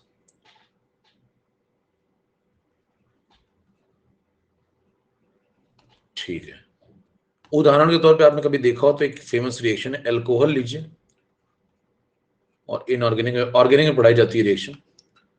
Alcohol से पेट्रोल बनवा लो, गैसोलीन, सुनिए। और यहां पे यूज होता है ZSM5। ZSM5 एक प्रकार की प्रजाति है जियोलाइट की। जियोलाइट विभिन्न प्रकार का होता है, उसमें से ZSM5 यहाँ यूज करते हैं, जिससे अल्कोहल गैसोलीन में कन्वर्ट हो जाता है। ये फेमस रिएक्शन। अब समझिए जरा, जियोलाइट सबसे पहले क्या बोला उसने? शेप सिलेक्टिव कैटलिस्ट है, मतलब वो हर जगह हर के साथ सबस्ट्रेट के साथ नहीं जुड़ेगा। उसका एक स्ट्रक्चर है, उस स्ट्रक्चर में जो फिट हो पाएगा वही जुड़ेगा उसके साथ। तो कैटालिटिक रिएक्शन दिखाता है जो डिपेंड करती है पोर स्ट्रक्चर ऑफ कैटलिस्ट पे, कैसे पोर्स बने, स्ट्रक्चर कैसे है, और बाहर से जो सबस्ट्रेट आया है, रिएक्टेंट आया, उसका कैसा साइज वगैरह है। तो अगर मैच करेगा तो एडजस्टमेंट होगा और वो एब्जॉर्ब हो जाएगा, और अगर मैच नहीं करेगा तो एडजस्टमेंट नहीं होगा। बहुत सिलेक्टिव आदमी है, चूजी है बहुत। इसको बोलते हैं sodium aluminium silicate, 3D silicate structure रहता है इसका। जब इसको कैटलिस्ट की तरह यूज करते हैं उसके पहले इसको गर्म किया जाता है। गर्म करने से इसमें जो हाइड्रेशन वाटर लगे होते हैं वो सब निकल जाते हैं, और जो इसकी सरफेस है उस पर जो पोर्स हैं वो अच्छे से खुल जाते हैं, तो सरफेस काफी पोरस हो जाती है, जिससे आसानी से वो किसी रिएक्टेंट को अपनी सरफेस पे जोड़ पाए। इतनी कहानी। और इसको कहाँ यूज करते हैं, जैसे एग्जांपल के तौर पे अल्कोहल को गैसोलीन या पेट्रोल में कन्वर्ट करने में, तो ये इंपॉर्टेंट है। इतनी बातें आपको पता होनी चाहिए। आखिरी कंसेप्ट, अब इस बात को, जो सेफ सेलेक्टिव वाली बात है, इसको समझने के लिए मैं आपको एक दूसरा एग्जांपल दे रहा हूं, जिसको बोलते हैं एंजाइम कैटालिसिस। एक आखिरी कंसेप्ट है एंजाइम कैटालिसिस, सरफेस का last concept. Enzyme catalysis theory को बोलते हैं की लॉक थ्योरी। इसको बोला जाता है की लॉक थ्योरी। की लॉक थ्योरी कहती है कि, आसान भाषा में बात करें, हर ताला हर चाबी से नहीं खुल सकता है ना। अगर अच्छी क्वालिटी का ताला है तो पर्टिकुलर चाबी से ही खुलेगा। क्या कह गया कभी, देखिए जैसे आप एंजाइम लें कोई, बायो, कहने यही तो मुझे पसंद है। कई लोग बायो में बहुत मजा आता है, कहने बायो पढ़ाओ सर, उसमें मजा बढ़िया, सब याद कर लूं मैं।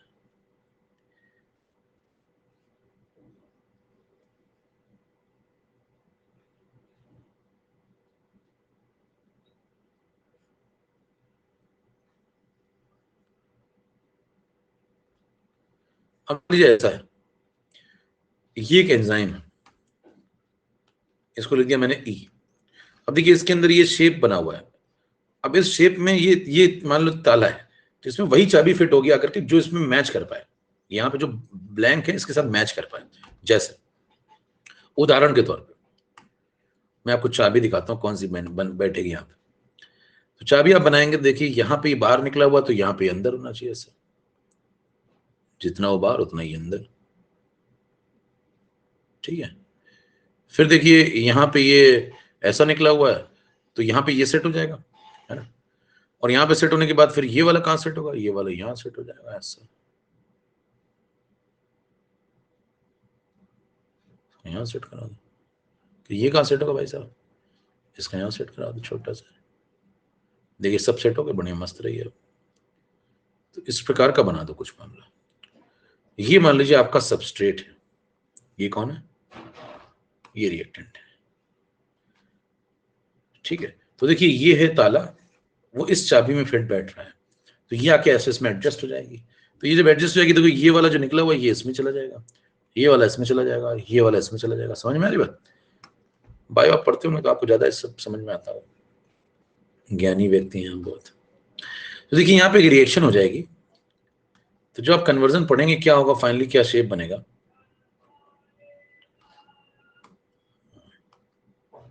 देखिए मैं बना देता हूं, ये जो लाल वाला है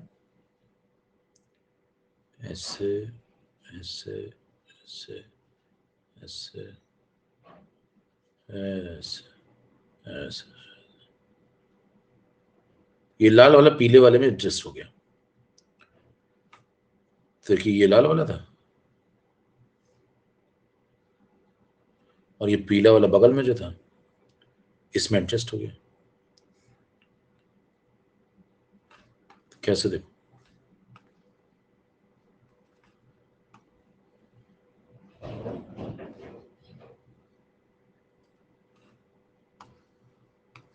तो पीला वाला देखो ऐसे एडजस्ट हो गया,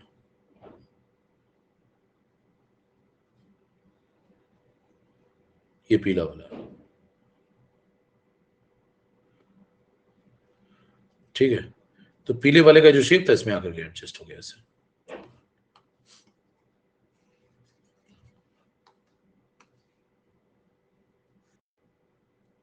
समझ पा रहे हो, अच्छा भाई। फिर यहां देखिए जो कॉम्बिनेशन बना है इसको बोलेंगे आप E+S। क्या बोलेंगे, E+S कॉम्बिनेशन। तो एंजाइम आया वो सबस्ट्रेट के साथ जुड़ गया, इसको बोलेंगे एक्टिवेटेड इंटरमीडिएट बन गया आपको, एक्टिवेटेड कॉम्प्लेक्स भी बोल सकते हैं आप इसको।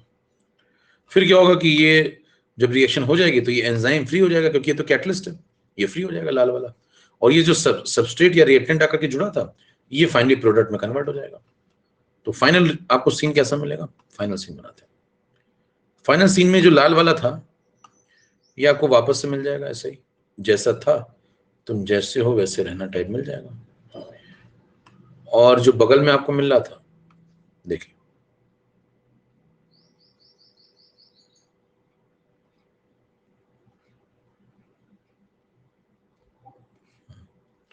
तो ये मिल गया एज इट इज, जैसा पहले था वैसा मिल गया।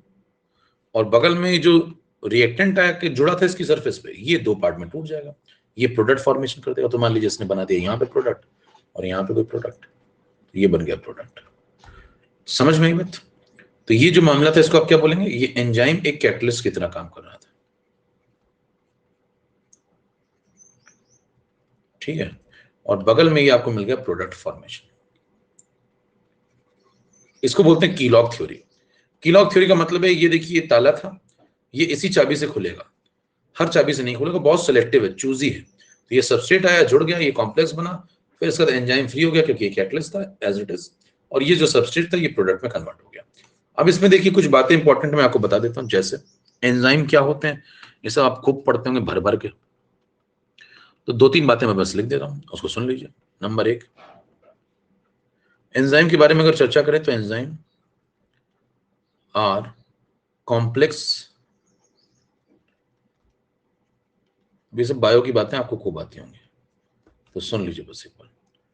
नाइट्रोजीनियस ऑर्गेनिक कंपाउंड्स, इनमें से कुछ पॉइंट इंपॉर्टेंट है इसलिए मैं आपको लिख दे रहा हूं, जिससे आपको कहीं और से पढ़ने की आवश्यकता ना पड़े। फिर पहला पॉइंट, तो ये कॉम्प्लेक्स नाइट्रोजीनियस ऑर्गेनिक कंपाउंड होते हैं which are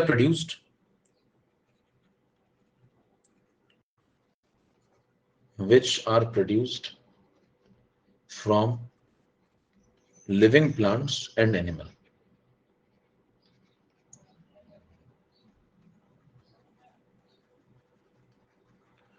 जीवित पौधों और जानवरों से, ठीक है, मिलते हैं आपको। प्रोटीनिक स्ट्रक्चर होते हैं, protein molecules of high molecular mass.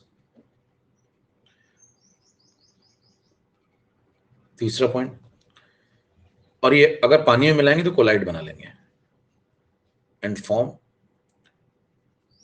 ये तीसरी लाइन इंपॉर्टेंट है, कोलाइडल सॉल्यूशन इन वाटर। तो इनका मॉलिक्यूलर मास ज्यादा होता है तो इनको आप कोलाइडल बना देंगे, जब पानी में मिलेंगे एग्रीगेट हो जाएंगे, ठीक है।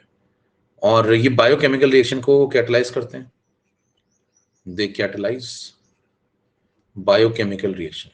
जैसे आप ईस्ट वगैरह लेते हैं ना, वैसे बहुत सेलेक्टिव होते हैं। तो ऐसा नहीं कि आप एक पर्टिकुलर एंजाइम से किसी को भी कैटलाइज कर देंगे उठा करके, है ना, बहुत सिलेक्टिव होते हैं। अगला point, highly efficient and highly selective. दो बातें, हाईली एफिशिएंट का मतलब क्या है, थोड़ा सा मिलाएंगे तो बहुत ज्यादा कैटलाइज कर देगा बहुत सारे अमाउंट को।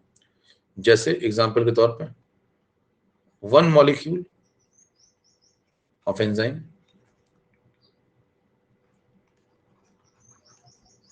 may transform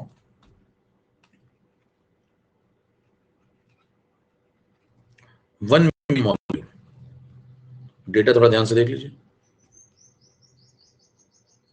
1 million molecule of reactant. तो 1 मिनट में एक मॉलिक्यूल 1 मिलियन सबस्ट्रेट को कैटलाइज कर सकता है, तो काफी जबरदस्त तरीके से एफिशिएंट है। तो आप थोड़ा सा मिलाएंगे, जैसे ईस्ट वगैरह, काफी सारा अमाउंट कन्वर्ट हो जाता है। हाईली स्पेसिफिक होते हैं, हाईली स्पेसिफिक का मतलब आपको बताया पीछे मैंने, कीलॉग theory.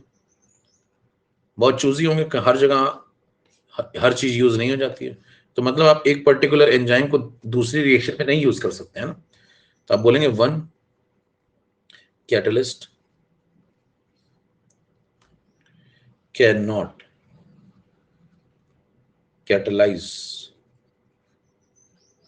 More than one reaction. तो एक से अधिक रिएक्शन को कैटलाइज नहीं करता है, मतलब एक पर्टिकुलर एक के लिए बना है।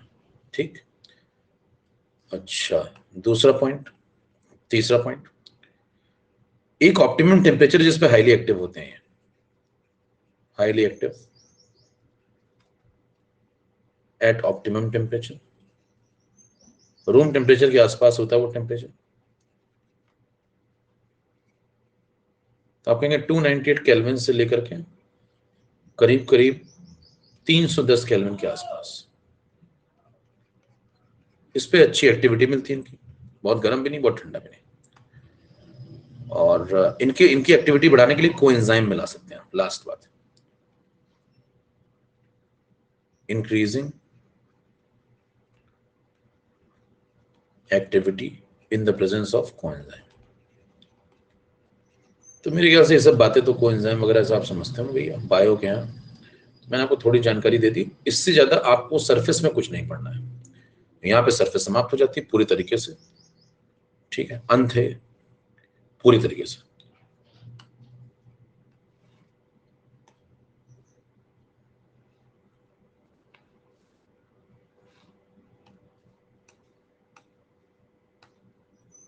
तो यहाँ आप लिख लीजिए द एंड, और गोभी के फूल बना लीजिए ऐसे से। इसमें एक दो कीड़े लगाइए, ठीक है।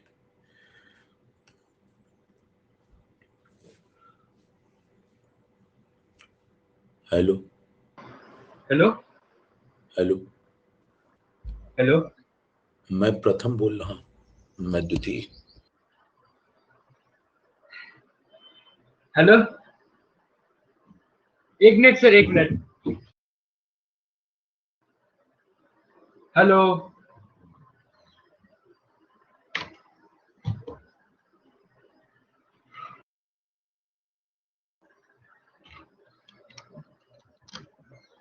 हेलो,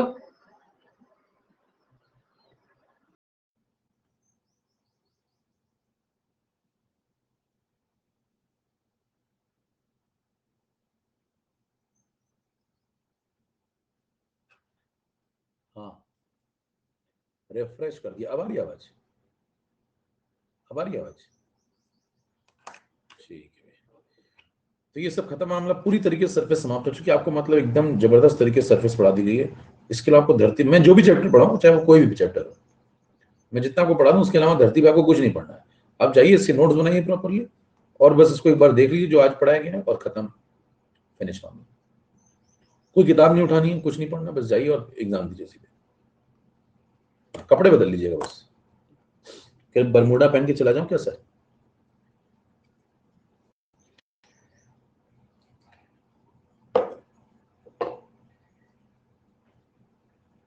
बरमूडा पहन के जा सकता हूँ क्या मैं? ठीक है।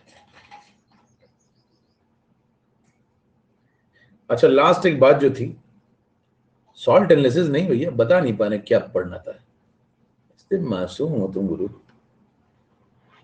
क्या कहें, क्या पढ़ना था? एक छोटी सी चीज रह गई थी आयनिक में, क्या? सॉल्ट के टाइप, है ना, सॉल्ट के टाइप रह गए थे। चलो मैं बता देता हूँ फटाफट सॉल्ट के टाइप, आइए समझे।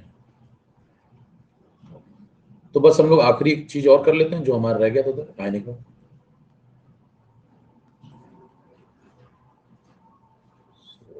17 खत्म है, इस मामला एकदम समाप्त हो जाए। टाइप्स ऑफ सॉल्ट डाल लीजिए।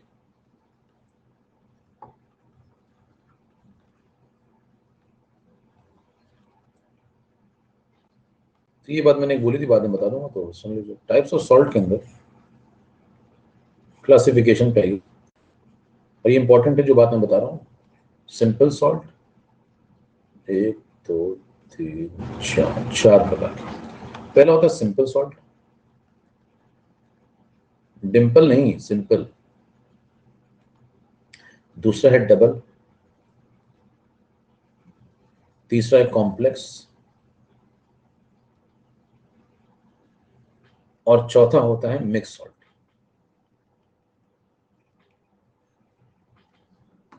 फिर सिंपल सॉल्ट, सॉल्ट के अंदर चलिए, साल्ट, फिर कहते हैं सिंपल साल्ट। सिंपल साल्ट के अंदर चलेंगे तो एक मिलेगा नॉर्मल, एक मिलेगा एसिडिक, एक मिलेगा बेसिक। तो 3 प्रकार की प्रजातियां यहां उपलब्ध हैं। एक का नाम है एसिडिक सॉल्ट, एक का नाम है बेसिक सॉल्ट, और एक का नाम है नॉर्मल सॉल्ट। तो ये तीनों सिंपल सॉल्ट होते हैं। कोई पूछिए तीनों क्या है? सिंपल सॉल्ट है। ठीक है, सिंपल सॉल्ट का क्या मतलब है? चलिए सिंपल से स्टार्ट करते हैं। सिंपल सॉल्ट की अगर चर्चा मैं करूं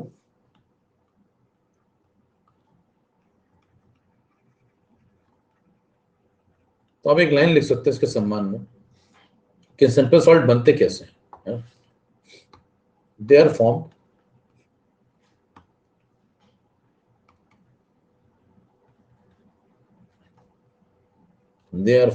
by the neutralization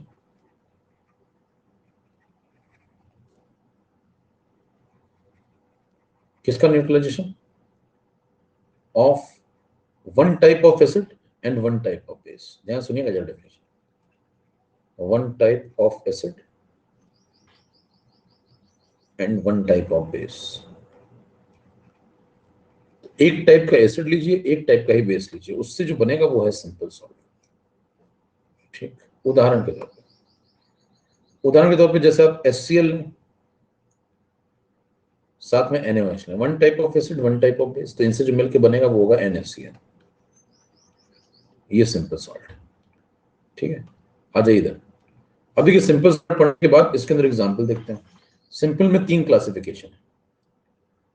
ठीक, पहला जैसे नॉर्मल सॉल्ट की चर्चा करें, नॉर्मल सॉल्ट आप किसे बोलेंगे? जैसे आप अपने अभी सुना NaCl, KCl, ये सब नॉर्मल सॉल्ट है। अच्छा, इसमें एसिडिक सॉल्ट क्या करते हैं और बेसिक सॉल्ट क्या करते हैं? ये भी वन टाइप ऑफ एसिड से बनते हैं। ये तीनों, ये वाला, ये वाला, ये वाला, तीनों कैसे बनते हैं? One type of acid, one type of base. Acidic salt और इसमें अंतर क्या है?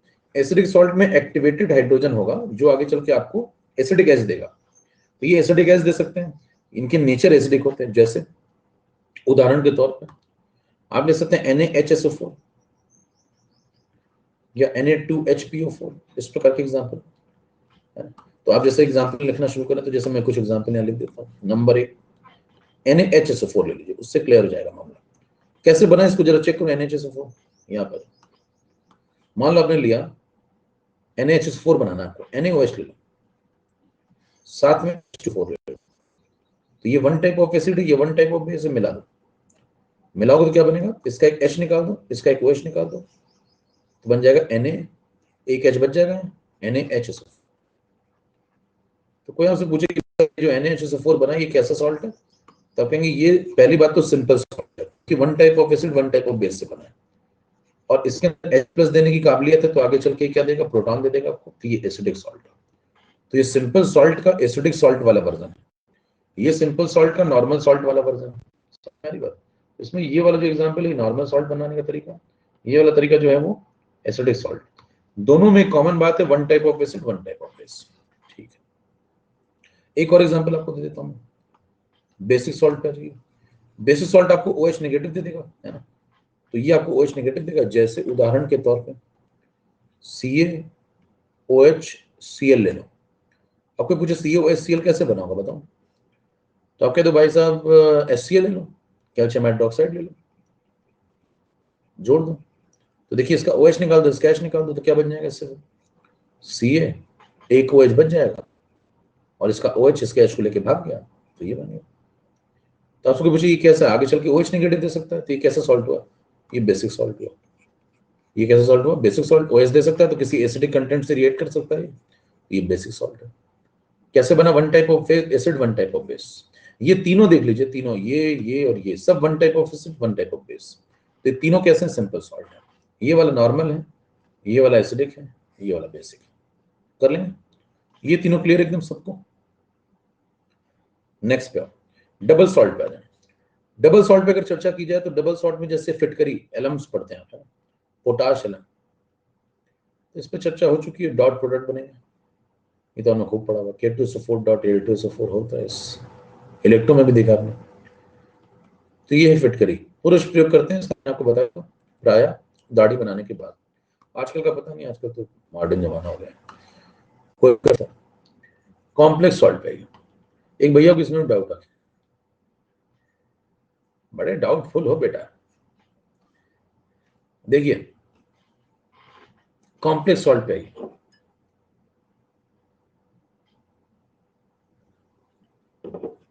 बड़े डाउटफुल हो बेटा।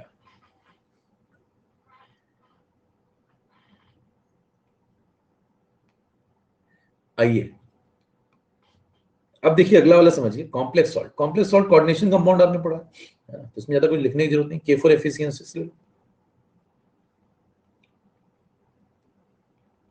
तो ये एग्जांपल हो गया, तो K4 एफिशिएंसी कोऑर्डिनेशन ब्लॉक बना दिया आपने, ये कॉम्प्लेक्स सॉल्ट हो गया, ये डबल सॉल्ट हो गया, ये दोनों क्लियर। सिंपल सॉल्ट आप समझ चुके हैं कैसे बनता है, सिंपल सॉल्ट की 3 वैरायटी है, ठीक है। इतना सब कुछ समझ में आ गया भैया, आगे बढ़े। अब अगला कार्यक्रम है मिक्स सॉल्ट क्या होता है। अच्छा देखिए, कहीं भी आपको H दिख जाए तो इसका मतलब ये मत समझ लीजिएगा कि एसिडिक सॉल्ट है। जैसे हर दिखने वाला H एसिडिक नहीं होता मेरे को, जैसे हर पढ़ने वाला आदमी समझदार नहीं होता, तो एसिडिक सॉल्ट में भी सवाल बन सकते हैं ढंग के, है ना। एसिडिक सॉल्ट में कैसे घुमाएगा आपको सवाल।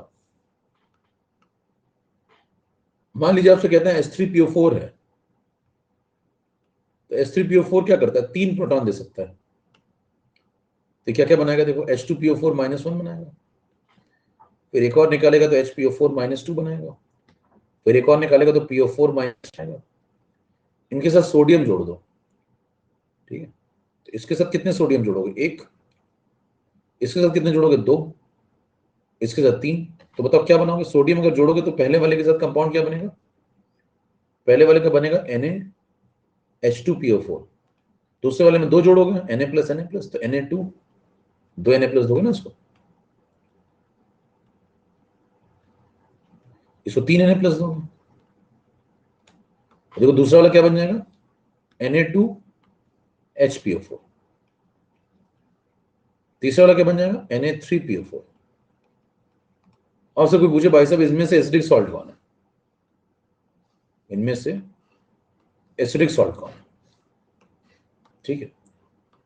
तो आप देखिए ये वाला जो NaH2PO4 है, इसको तोड़ेंगे तो ये मिलेगा, और ये फर्दर हमें नीचे जाकर के एक H निकाल सकता है, देखो एक H+ निकाल सकता है, तो यानी कि ये एसिडिक सॉल्ट है। चेक करो, चेक करने का तरीका क्या होगा, इसको तोड़ो तो ये मिला और ये मिला, और ये आगे चल के आपको प्रोटॉन दे सकता है, ये बना सकता है, तो यानी कि ये एसिडिक सॉल्ट है। इसको चेक करो, इसको तोड़ो, तोड़ोगे तो ये मिलेगा और ये मिलेगा, है ना, ये दोनों मिलेंगे ना, और ये दोनों मिलेंगे, तो ये जो मिला ये आगे चल के आपको एक और प्रोटॉन दे सकता है, तो यानी कि ये भी आपको प्रोटॉन दे सकता है, तो यानी कि ये भी एसिडिक सॉल्ट है। इसको तोड़ो जरा लास्ट वाले को, लास्ट वाले को तोड़ने तो यहाँ H ही नहीं है, तो H नहीं है तो H देखा, इसको तोड़ोगे तो ये मिलेंगे दोनों, इसके पास प्रोटॉन है नहीं, तो ये आपको कोई प्रोटॉन दे नहीं सकता, तो ये एसिडिक सॉल्ट नहीं है। तो पहला तरीका पहचानने का कि आपको प्रोटॉन ही ना दिखे, तो फिर कंफर्म एसिडिक सॉल्ट नहीं है। इनमें प्रोटॉन दिख रहा है तो चांसेस है इनके, मैं ये नहीं बोलना कि प्रोटॉन दिखने, H दिखने का मतलब आप एसिडिक बोल देंगे, लेकिन H दिख रहा है तो चांस है, H दिख नहीं रहा तो बिल्कुल चांस नहीं है, क्लियर है। अगला वाला चेक करना 20 नंबर। मान लीजिए आपसे कहता है H3PO4 के बाद H3PO3 ले लीजिए, मैं ये कहता हूँ कि मेरे पास बहुत जहर है, आप कहां तक बर्दाश्त कर पाते हैं वो है, मेरे पास अनंत है बताने के लिए। इसलिए जब मुझे कोई ज्ञान देता है तो मैं कहता हूं उससे, मेरा खुद का नहीं समझता है, लबालब है एकदम।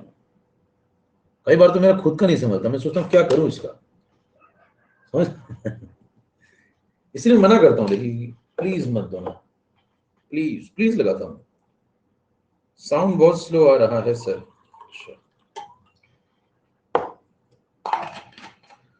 बूफर लगा लो तुम, एक तो तुम्हें रेज योर हैंड भी करना है, दीदी को रेज योर हैंड भी चाहिए, दीदी को साउंड भी चाहिए, दीदी को सब मांगता है। अब आया आवाज बड़ी, हेलो आई आवाज,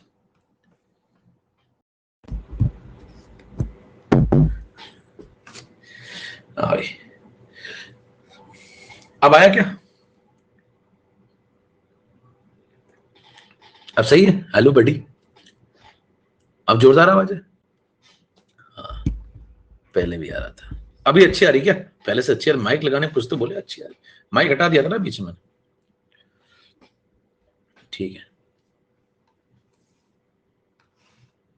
बहुत सुंदर आवाज आ रही है, कह रहे बहुत बढ़िया। अब देखो S3PO3 है मेरे दोस्त, तो इसका देखिए इधर वाले का इन्फेक्टर कितना था, इस वाले का S3PO4 का, तो आपके S3PO4 जो था वो 3 प्रोटॉन देता है, इसका इन्फेक्टर 3 होता है, पढ़ाया था आपको। तभी देखिए एक दिया फिर अगला है ना, ये फर्दर आगे नहीं देगा, है ही नहीं, देगा कहां से? इधर आ जाओ, S3PO3 पे आ जाइए। S3PO3 में अगर आपसे पूछा जाए कि भाई साहब कितना इन्फेक्टर होता है, तो इसको तोड़ो, तो यहां से पहला जब H निकालोगे तो बनेगा H2PO3 -1, ठीक है। फिर अगला निकालोगे तो क्या बनेगा बताओ? HPO3 -2, लेकिन अगला निकलेगा नहीं क्योंकि वो एसिडिक नहीं था, स्ट्रक्चर इसका इन्फेक्टर होगा 2। तो अगर आप यहां पे सॉल्ट बनाएंगे इसके साथ, तो यहां पे एक सोडियम लगाएंगे, एक का पॉजिटिव है तो एक सोडियम, यहां 2 सोडियम लगाएंगे, 2 ही सॉल्ट आपको मिलेंगे। नाम क्या क्या होंगे उनके? पहले वाले का नाम H2PO3, दूसरे वाले कैसे लिखोगे? Na2HPO3, ठीक है।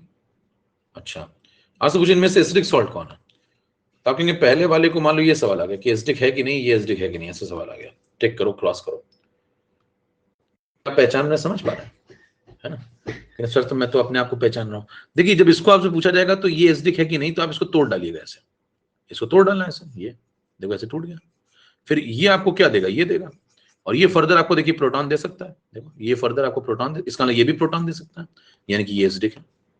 टिक लगाओ, अगले पे आओ। ये सवाल आ जाए, टेक्निकल तरीका क्या है, इसको तोड़ डालो, तोड़ोगे तो ये दोनों बन जाएंगे, ये बन जाएंगे, सोडियम छोड़ दो, इसको पकड़ो, ये आपको फर्दर प्रोटॉन दे नहीं सकता क्योंकि जो आखिरी एच है ये वाला एसिडिक है ही नहीं।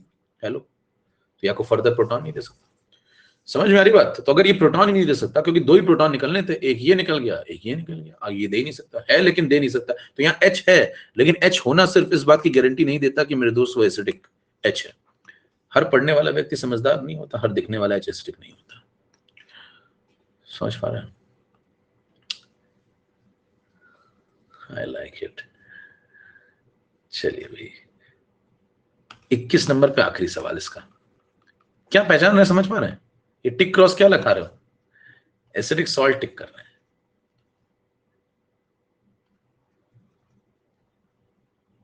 ठीक है। ये क्या टिक कर रहे हो? एसिडिक सॉल्ट टिक कर रहे हैं, ठीक है। यस, लास्ट, इसका लास्ट सवाल क्या बनेगा? H3PO2 ले लो, ठीक है। बताओ SO2 का इन्फेक्टर बताओ, जल्दी से टाइप करो। यस यस, जल्दी से, फास्ट। 1, तो बताइए इसको जब तोड़ेंगे तो क्या मिलेगा बताओ? H2PO2 -1, ठीक है। फर्दर आप इसको तोड़ेंगे तो ये आपको प्रोटॉन नहीं देगा। ये प्रोटॉन क्यों नहीं देगा आपको? रसिया चला गया इसलिए। ये प्रोटॉन क्यों नहीं देगा? इन्फेक्टर 1 था, एक ही प्रोटॉन देना था, दे दिया इसने, खत्म हो गया, फिनिश। अब मान लीजिए आपसे कहता है ये प्रोटॉन नहीं देगा, तो आप इसका सॉल्ट क्या बनाएंगे? Na+ इसके साथ यही बनाएगा, देखो एक ही सॉल्ट बनेगा, इसका नाम क्या होगा? उसका NaH2PO2। समझ में आती है सब बात? देखिए इनको कंबाइन करिए तो बनेगा NaH2PO2। अब मेरे को एक बात बताओ, नहीं मैं स्मूथनिंग लगाने की सोच रहा हूं, तो इसलिए मैं सोच रहा हूं कि पहले से रसियन सीख लूं थोड़ी सी। अब देखो मेरी बात सुनो ध्यान से, NaH2PO2 जो है, पूछा जाएगा ये एसिडिक सॉल्ट है या नहीं। हाँ भाई, ये एसिडिक सॉल्ट है या नहीं, तो आप कहेंगे ये एसिडिक सॉल्ट नहीं है, क्यों? इसको तोड़ो, ये बना और ये बना, ये बना और ये बना, और ये जो बना ये आगे चल के आपको प्रोटॉन ही नहीं देगा, क्योंकि प्रोटॉन तो एक ही निकलना था, वो निकल के ही तो ये बना है। इसमें से प्रोटॉन एक निकला तभी तो ये बना है, अगला प्रोटॉन निकलेगा ही नहीं, तो ये क्या आपको प्रोटॉन देगा? नहीं, इन्फेक्टर 1 है इसका। समझ पा रहे हैं मामला? तो ये एसिडिक सॉल्ट नहीं है। कितनों को समझ में आ गई सारी बातें? थोड़ी।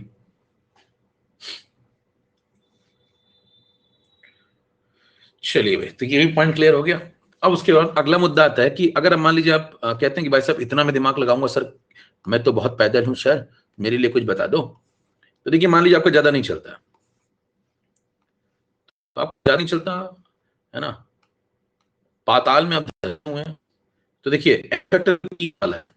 देखिए ये एन फैक्टर कितने वाला था, पहला वाला 3 वाला था। अब इसका भी जे सुन लीजिए जाते जाते, 22 नंबर 22 पे सुनिए। मान लीजिए एन फैक्टर 3 वाली पार्टी आ गई, फिर एन फैक्टर 2 वाली आ गई, फिर 1 वाली आ गई। देखिए एन फैक्टर 3 वाली पार्टी कौन थी, जैसे S3PO4। एन फैक्टर 2 वाली कौन थी, S3PO3, फिर S3PO2। ठीक है, तो ऐसा करो, 3 के नीचे कितना आता है, 2 लिख दो। 2 के नीचे कितना आता है, 1। 1 के नीचे कितना आता है, 0।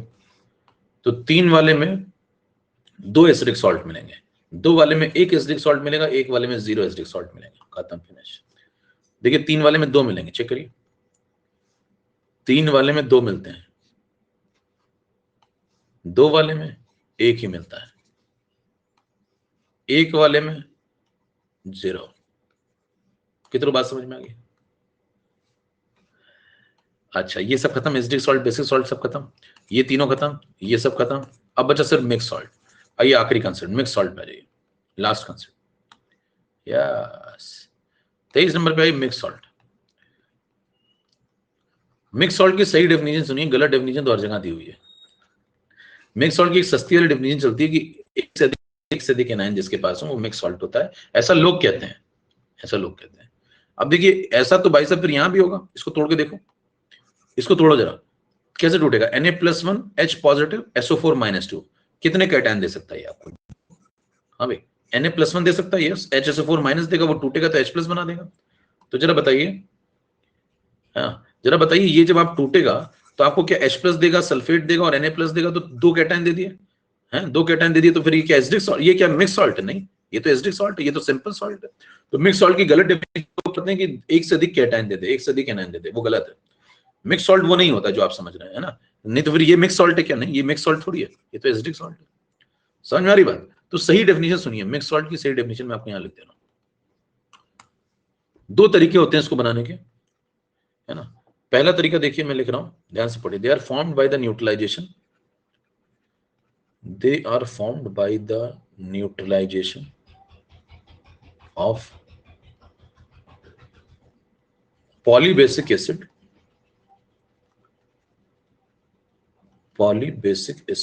with more than one different type of bases।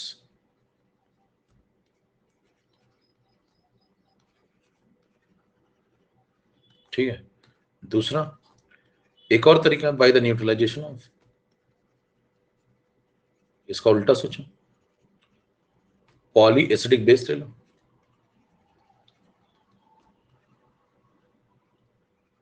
और उसका न्यूट्रलाइजेशन किसके साथ करोगे फिर? More than one different types of acids. ये सही डेफिनेशन है मेरे दोस्त। जैसे उदाहरण के तौर पे देखिए, आपने एक पॉलीबेसिक एसिड लिया, मान लीजिए एग्जांपल के तौर पे आपने कोई पॉलीबेसिक एसिड चूज किया H2SO4, ठीक है। और जो आपने H2SO4 लिया तो आपने इसको पास करना शुरू किया किसी बेस में से। जब आपने इसको किसी बेस में से पास किया, मान लीजिए आपने इसको KOH से पास कर दिया, है ना, या NaOH में से पास कर दिया, तो जब इसको NaOH में से पास करेंगे तो ये बना देगा Na, एक OH एक H खा जाएंगे एक आपस में दोनों, तो Na आ जाएगा वहां पे, एक H वहां से भाग जाएगा, NaHSO4 बन जाएगा। अब ध्यान दीजिए, ये जो बना है, कोई आपसे पूछे ये कितने कैटायन दे सकता है, तो ये 2 कैटायन दे सकता है।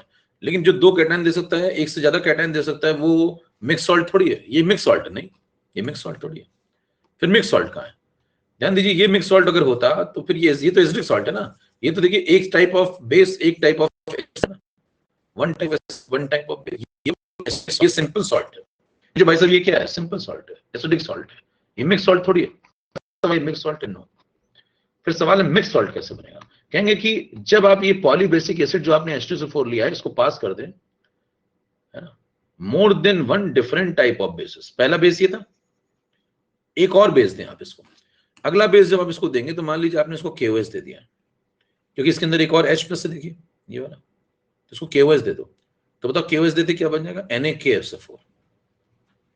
इसका OH इसके H को खा जाएगा, देखो ये इसका OH इसके H को खा जाएगा, तो बनेगा Na, या K लग जाएगा, NaKSO4। ये OH काट दो, ये H काट दो। तो किया क्या आपने, पॉलीबेसिक एसिड का titration more than one different type of base जब किया, ये देखिए more than one different type of base, तो जो बनता है वो मिक्स सॉल्ट है। तो आखिरी में जो बना है ये मिक्स सॉल्ट है। तो फिर मुझे भाई साहब ये क्या है, ये मिक्स सॉल्ट है। कहेंगे ये जो बीच में बना था ये क्या था, ये तो एसिडिक सॉल्ट था। ये कॉन्सेप्ट देखिए, कॉन्सेप्ट के लाइन। कोई पूछे ये क्या है, ये सिंपल सॉल्ट है, एसिडिक सॉल्ट है।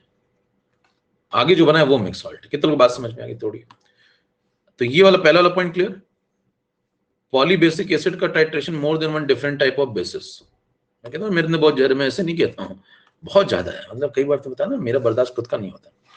अगला एग्जांपल लीजिए, तो मैं कोई बात ऐसे नहीं बोलता हूँ। अब आप मेरे से कहिए भाई साहब इस पे 1 घंटा भाषण दूं, मैं 1 घंटा भाषण दूं बैठ के,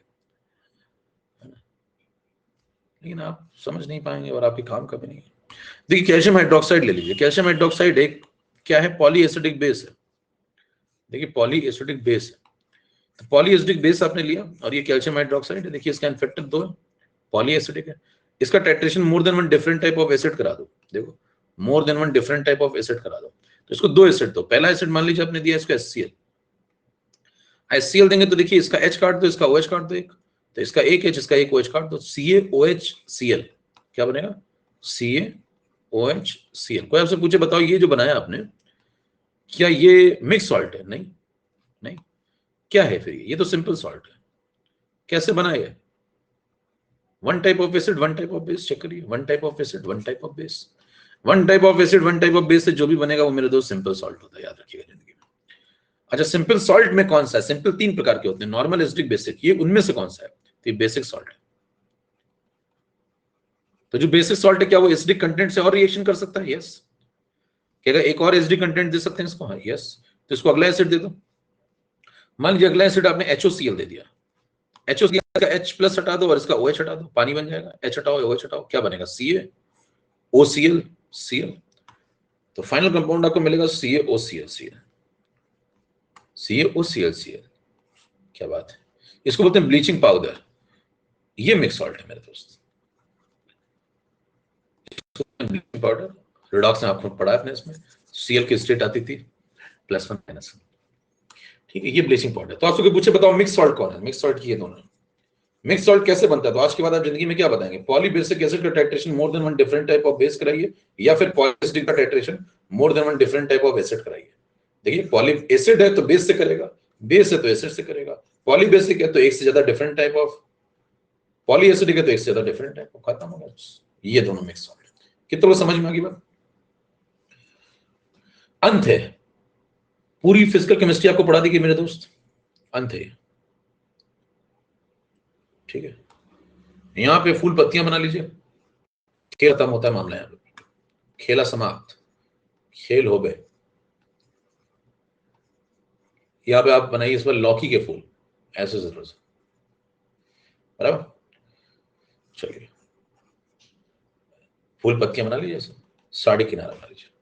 यहाँ पे खत्म होता है मोक्ष की प्राप्ति। आपको मेरे ख्याल से हो चुकी, जितने को मोक्ष की प्राप्ति हो गई, एटॉमिक वहां बचा, एटॉमिक तो वहां निपट जाएगा साइड में आपका, है ना, एटॉमिक चल ही रहा वहां साइड में, खत्म हो जाएगा। आपको सारे चैप्टर पढ़ा दिए गए हैं, इसे मोक्ष कहते हैं, सिग्नेचर।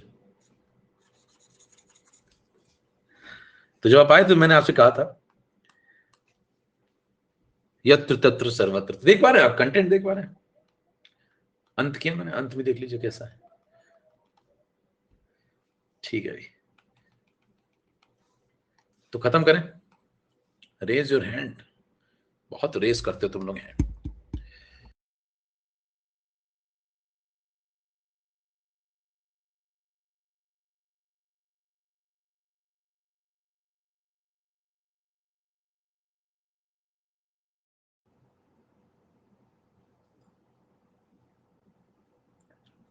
ठीक है, नमस्कार, जय भारत, खत्म करते हैं। कोई किसी को विचार व्यक्त करने को कर सकते हैं आप। एक किताब मोल कंसेप्ट बचा, मोल कंसेप्ट इतनी बार पढ़ा दिया, कितना पढ़ो मोल कंसेप्ट, पीएचडी करो क्या, 50 कोर्स निकाल दिए मोल कंसेप्ट के भाई साहब। अलग से पढ़ लो, इधर से पढ़ लो, टेढ़े होके पढ़ लो, एल्पम पढ़ लो, अलग से बना दिया। कितना पढ़ो मोल कंसेप्ट। चलिए आपको बहुत तड़प मच रही मोल कंसेप्ट पढ़ने की, तो एराइज बैच में आप पढ़ लो। एराइज बैच में चल रहा है, और सॉरी जो एन नर्चर वाला बैच उसमें चल रहा है। रिकॉर्डिंग देख लो भैया, मोल कितना, तो क्या मोल पढ़ने की इच्छा रखते हो, पढ़ा दिया मोल, डन है।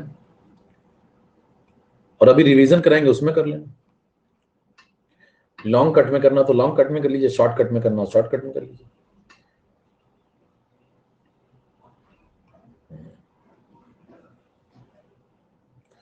चलिए भी, नमस्कार, जय भारत, मिलते हैं अगली क्लास में। अगली क्लास आपकी एटॉमिक की होगी, बाकी सब खत्म ही है। गाना, गाना कहां से आ गया इसमें,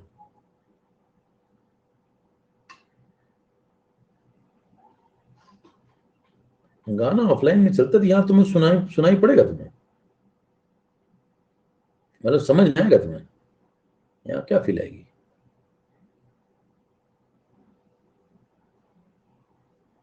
गाओ ना प्लीज। अच्छा कह रहे हैं फील आ जाएगी, सुना दो आप, बहुत दर्द में हो जिंदगी में, जिंदगी में बहुत दर्द है तुम्हारे।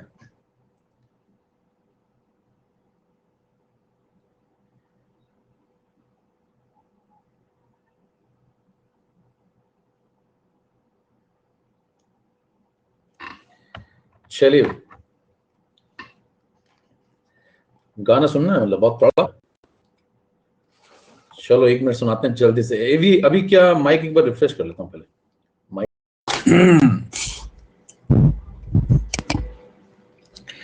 चलो सुनो,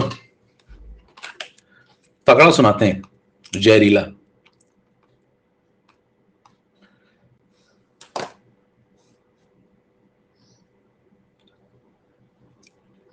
कृतिका क्या कहना चाह रही है, कृतिका तुम अब बाद में कहना, अभी अभी रुक जाओ।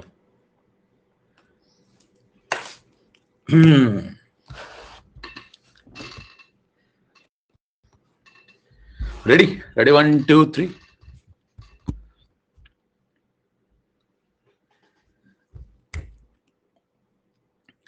दिल लगा भी लिया, इश्क भी कर लिया, चांदनी रात में हमने तारे गिने। दिल लगा भी लिया, इश्क भी कर लिया, चांदनी रात में हमने तारे गिने।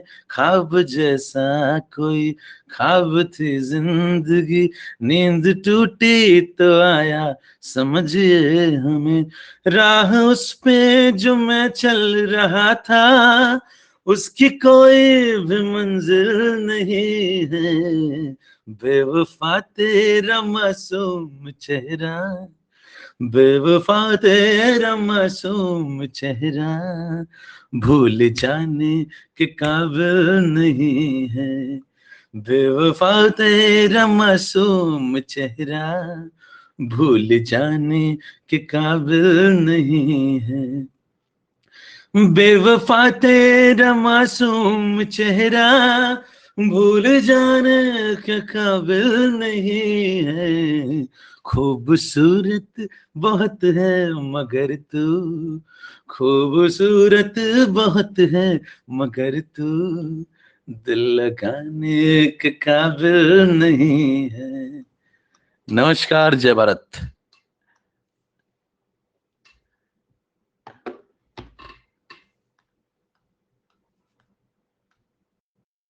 चलिए भाई, किसी कुछ कहना है तो कह सकते हैं, विचार व्यक्त कर सकते हैं, रेज योर हैंड में निकल लेते हैं, उसके बाद हम लोग एक बार रिफ्रेश कर देता हूं मैं, माइक हटाना पड़ेगा।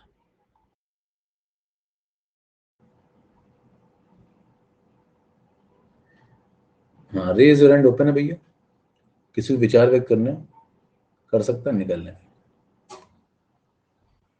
ओके,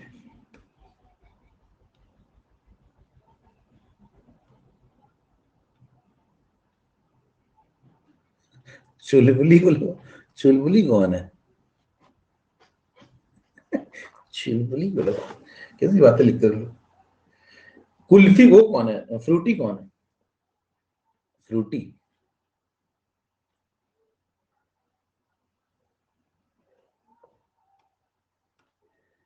फूफा को बुलाओ, बहुत डिमांडिंग है लोग तुम्हारे।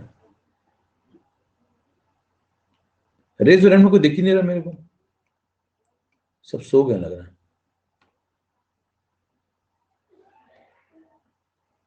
ये लो भाई साहब, हाईलाइट कर लेता है।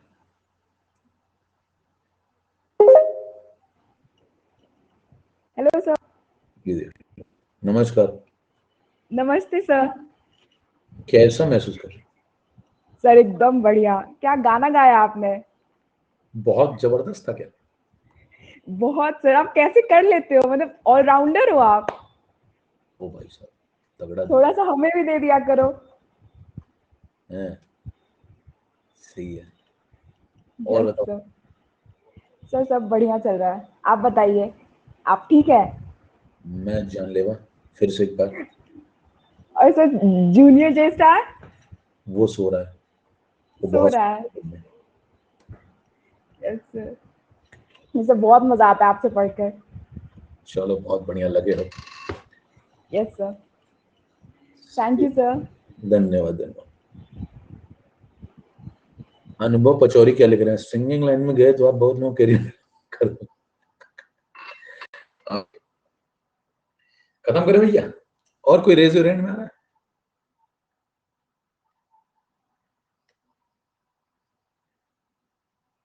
इतना जहर तो मुझे दे। चलिए भाई,